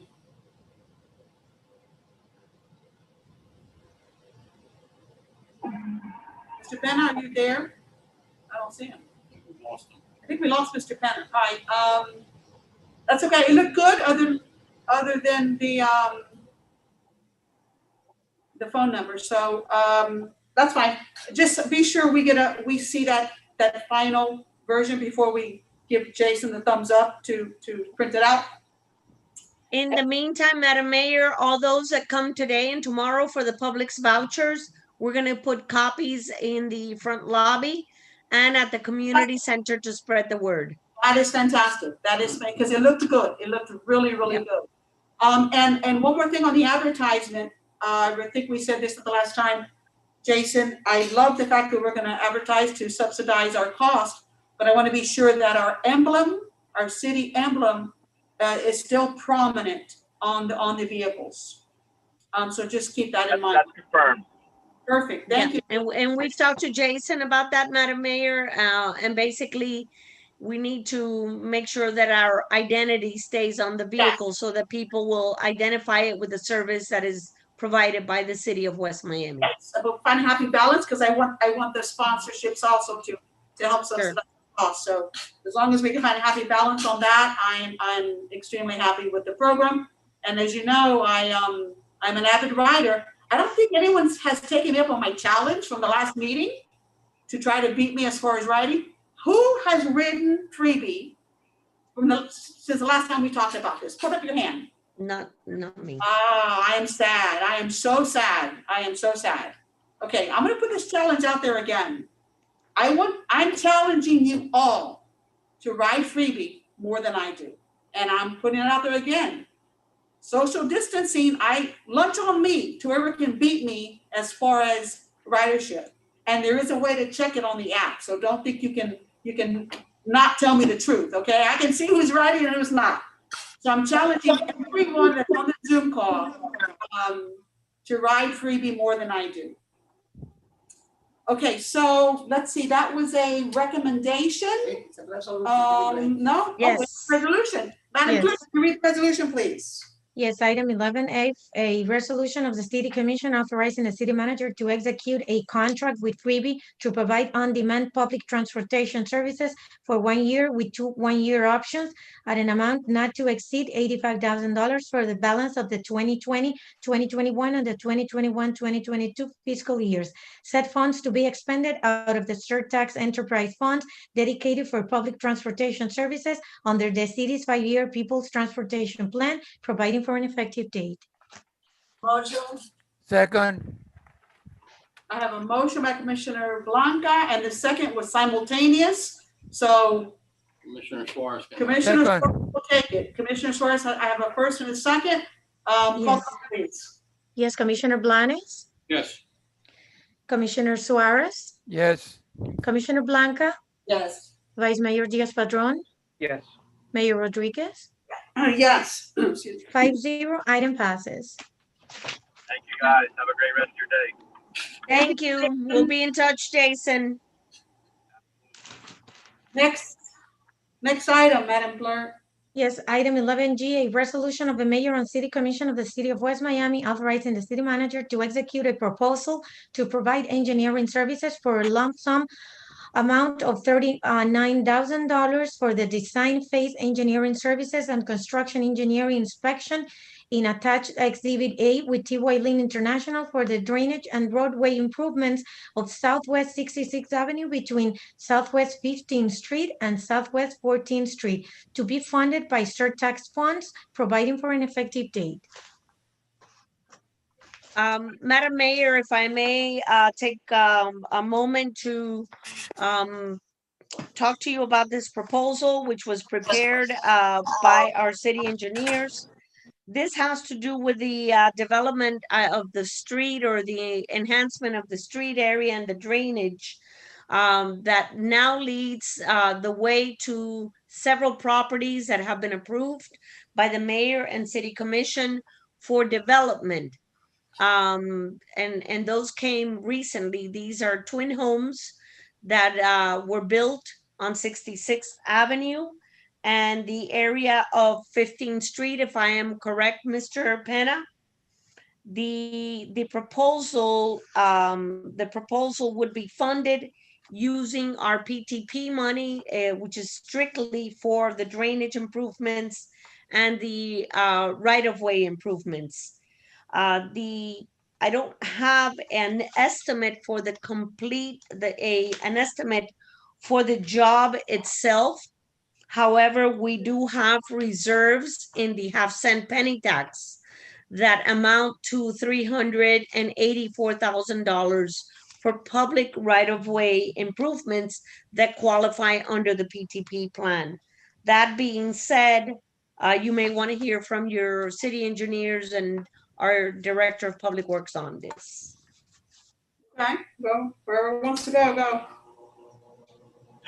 Yeah, I can go first. Yeah, so this project is basically a reconstruction of 66th Avenue. Yes, you hear me? I'm sorry, Frank, can you? Yes. You guys hear me okay? Now I can.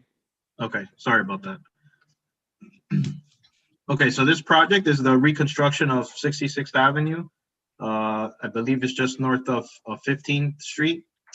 There was like Madam Manager mentioned, there's a couple of developments that were put in there recently. That road was really not designed to serve much, and it had been pretty deteriorated over the years. So there's really not a whole lot of a road there left right now. So this project will not only provide for drainage improvements, which there currently isn't any infrastructure on that street, and will basically provide a brand new street between 15th and 14th Street. So it'll be a new pavement, new swales, and a brand new drainage system to serve that block. And the proposal is for the design phase and for the construction administration phase, as we typically do. Basically, Madam Mayor and Commissioners, Southwest 66th Avenue has always been a one-lane right-of-way. during the zoning board hearings and commission hearings that you approved for the development of those vacant lots that were back there. 6 new homes have been created. The developer has redeveloped and constructed their portion of the street in front of their properties. Now all that's left is another 100-foot stretch from the last property developed to the what would be the radius of Southwest 15th Street and 66th Avenue into a 2-lane road, and improvements to the drainage system there in order to meet code. This work is for that area. It is also improving any other drainage that may be in that area that needs improvement, and then the complete overlay of the roadway after it all is done to make sure that the drainage is working properly and flowing to the points that we need it to flow to. Mr. T.Y. Lynn's proposal is for the plans and the inspection part of the construction once that is begin. Before we do that, however, we have the existing contract from a Gulf on the water line, and we will request from him a price for the work once we have a set of plans that he could price us from. So this is just the beginning of the costs. We're gonna see construction costs after this. That's This correct. is just. Absolutely. Frank, I know, if I may, Madam Mayor, I need to ask our city engineer a question. Were you able to develop and submit, I haven't seen it, a statement of probable costs for this work? We haven't developed that yet. We usually do that upon the time that we start, but we did look at it in terms of just kind of a rough order of magnitude of what the construction cost would be for a block of this size, and it's in the range of 300,000 with the drainage and the road work. Again, I could share the screen so you could see the area that we're talking about. Yeah, I think that'd be good. Is there any way going forward that we don't receive this in piecemeal? Like when we're presented, you know, for requests like this, can we kind of get an estimate of what the total cost will be?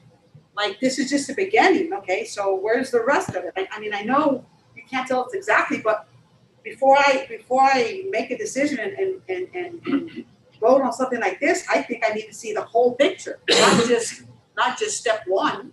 Again, if you wish, we could delay it until the next meeting and get the probable cost statement attached to it. I would prefer that because I want to see the whole picture versus one little piece of the pie. Yeah, that's not a problem. I mean, that's something we can easily put together. But like I said, it will be in the range of about $300,000 for the construction phase. That would be what would be additional. And how long ago were these developed? How long ago did the development take place that this is just coming now? They've taken place within the past year. I could show you on the screen if you need to see the area. And isn't the developer responsible for doing these improvements that surround the development? They have done the portions in front of their properties that surround their development, yes. Okay. This would be in addition to for the remainder of the corner. Okay, show us what you want to show us.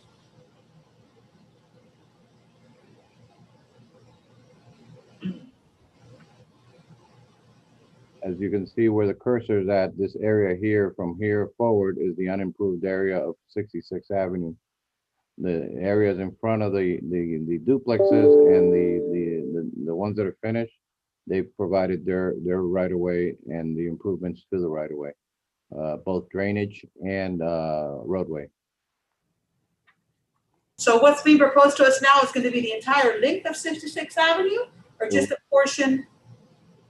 The improvements are in the grassed area, and then a complete overlay of the road to make sure that the water is going to the drains that we put them at the right locations. Okay, I mean, I'll leave it up to the table, but I'd rather see this all come back to us with the whole picture, not just a little tiny portion of what this entire cost is gonna be. I agree. There's more transparency doing it that way. Right, so, if there's, is there anyone opposed to, deferring this and bringing it back with a little bit more information, or let's say, more of the whole picture? Madam Mayor, if you would be kind enough to also have the engineers introduce the statement of probable costs for the work at hand, so that we know a little bit of what we're up against with in terms of funding for the project. Well, that's what I mean, I wanna see the whole picture, this is just a little tiny piece, so. Okay. I want to defer this and then come back to us with a little bit more information or a little bit more of, you know, what this whole project is going to entail. Okay, I don't, is there anyone opposed to that? I have no one opposed, so that's what we'll do. This will be deferred until it's coming back with the whole picture. Next item, Madam Clerk. Item 11H, request by Commissioner Blanca to plant a tree honoring the life and community service of Inez Suarez to the city of West Miami, to be planted at Cooper Park with a plaque. Thank you, Commissioner Blanca. Mayor, I will yield to Yolanda Aguilar, please. You're very welcome. I'm sorry, I could barely hear you, Commissioner. Commissioner, give it to me. I'll do it. Do you mind to read what I wrote, please? She's asking if you can read if you would be so kind as to read what Commissioner Blanca wrote. Yes, I will. I'm happy to do that. As you know, Inez Suarez, the wife of Commissioner Suarez, recently passed away, and I know she's was a dear friend. They both are for Commissioner Candy Blanca, and I know this is difficult for her, so I will attempt to convey her feelings on this. And it goes as follows.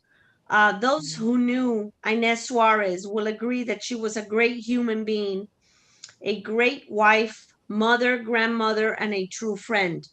Inez Suarez was her friend and the wife of her lifelong friend and city commissioner, Luciano Suarez.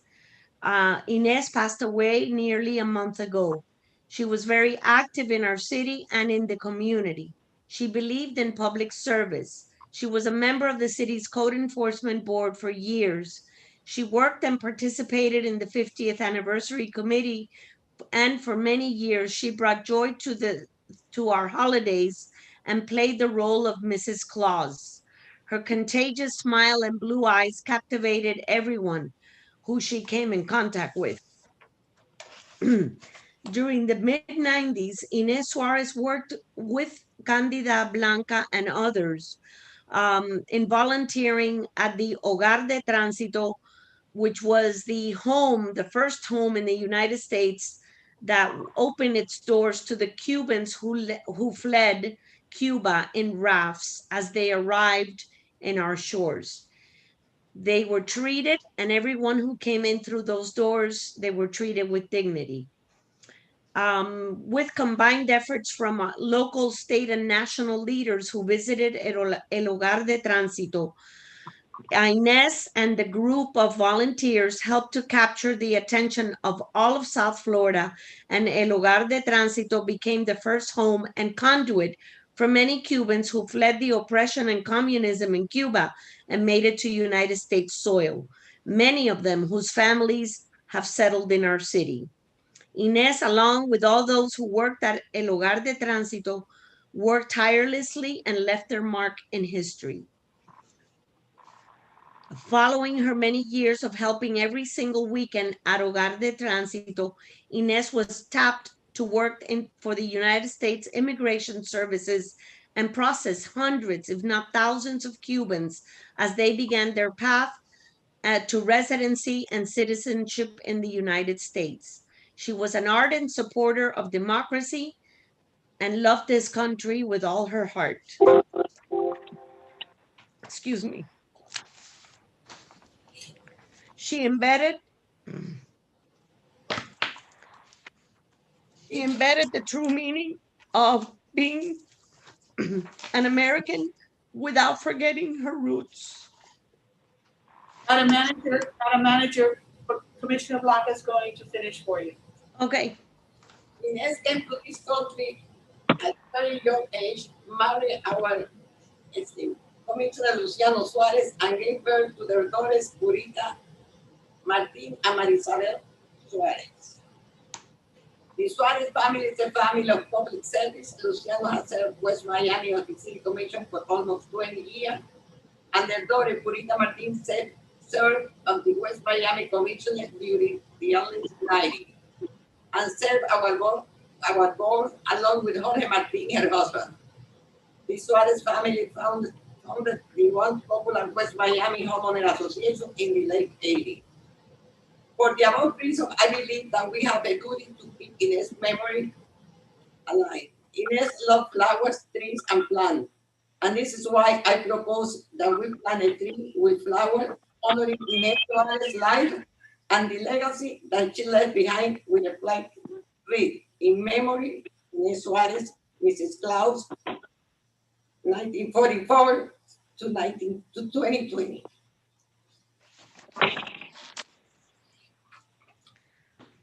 I would like to make a motion for that. Thank you. Second, if not seconded already.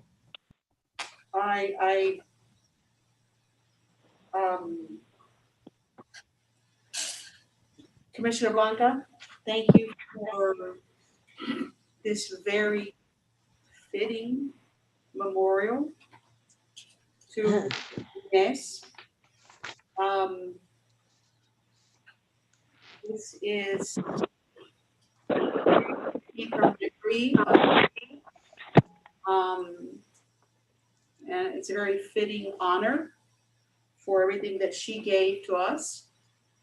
And it's a way that we can all take a chair and go sit by the tree many years to come, read a book, have private conversations with her. It's a way to keep her memory alive for all of us. And it's a special place where her memory will grow with that tree. And I can't think of a better way. So I would imagine I echo the sentiments of this entire commission that we thank you for bringing this to us. Thank you. And I think, I believe it's unanimous that that we proceed with this. Now, there's one thing I don't think either one of you mentioned, and if I may, and if you said it, I'm sorry, I was lost in the emotion of everything you wrote. Did we say that your thought is to have this tree planted on Inez's birthday? Did we say that, and did I miss it? No, I can say that whenever it's ready. I believe the manager, we had this discussion that Yes. was extremely fitting that this be done in her honor. If you would be, if you would be kind enough, I could also discuss it with Purita and let her make that call. So when everybody's a little stronger, you know, we could have the ceremony. We'll put it out there for January. If that's not a possibility, then maybe early spring. Even better. We have Well, her birthday is in January. And hopefully by then, as far as, you know, the social distance, even so, we can social distance in the park with no problem. So obviously, whatever the family decides and would like us to do, that's how we'll proceed. That'll give us time to do the plaque. And Commissioner Blanca, of course, you know, you give the manager on as far as the plaque, what's going to be on the plaque, but yes, this, the request is granted. Thank you all. The request is granted unanimously. I hear no objections. The request is granted unanimously. Anyone else have anything on this item? As difficult as it may be? Yeah, anything else that, any other comments or anyone would like to say anything, please do so at this time. Okay, Madam Clerk, next item. Item 12, consent agenda items. And we have one item on the agenda for your consideration. Anyone want to have this pulled or any objection to this consent agenda item? Motion. Second. All in favor? Aye. Aye. Next item? Item 13, good of the order. Anyone for good of the order? Madam Mayor, Yes. if I may, before you adjourn the meeting, and I don't mean to take anyone's space in the good of the order, but I would like to talk to you regarding a grant that we would like to apply for. So I'll yield to that, but before you adjourn, if I may bring up an issue for your consideration, not a vote, but maybe a blessing. I don't see anyone else with anything, so go right ahead. Thank you. As you know, I have discussed with you the possibility of somewhere along the line, I think the city needs to start doing something to replace our black olive trees. And I know that they are sacred and our tree canopy is sacred, and our designation with Tree City, you as a Tree City designation is very valuable to our community, and it enhances our quality of life and our environment and aesthetically pleasing. And I think it also increases property values, but I think that someday, somehow, we'll be sorry if we don't address the issue of a replacement project that would allow us to plant other trees. But to do so, we have to take tiny steps, and there is an opportunity through a grant that I discussed with Mr. Pena and with Mr. Robert Ruano that is open now for cities and counties and tribal areas that would possibly allow us to do a pilot program to start looking at the replacement. As you know, our black olive trees have a tendency of uplifting sidewalks, and we've invested $500,000, if not more, over the last 7 years, 8 years into our sidewalks.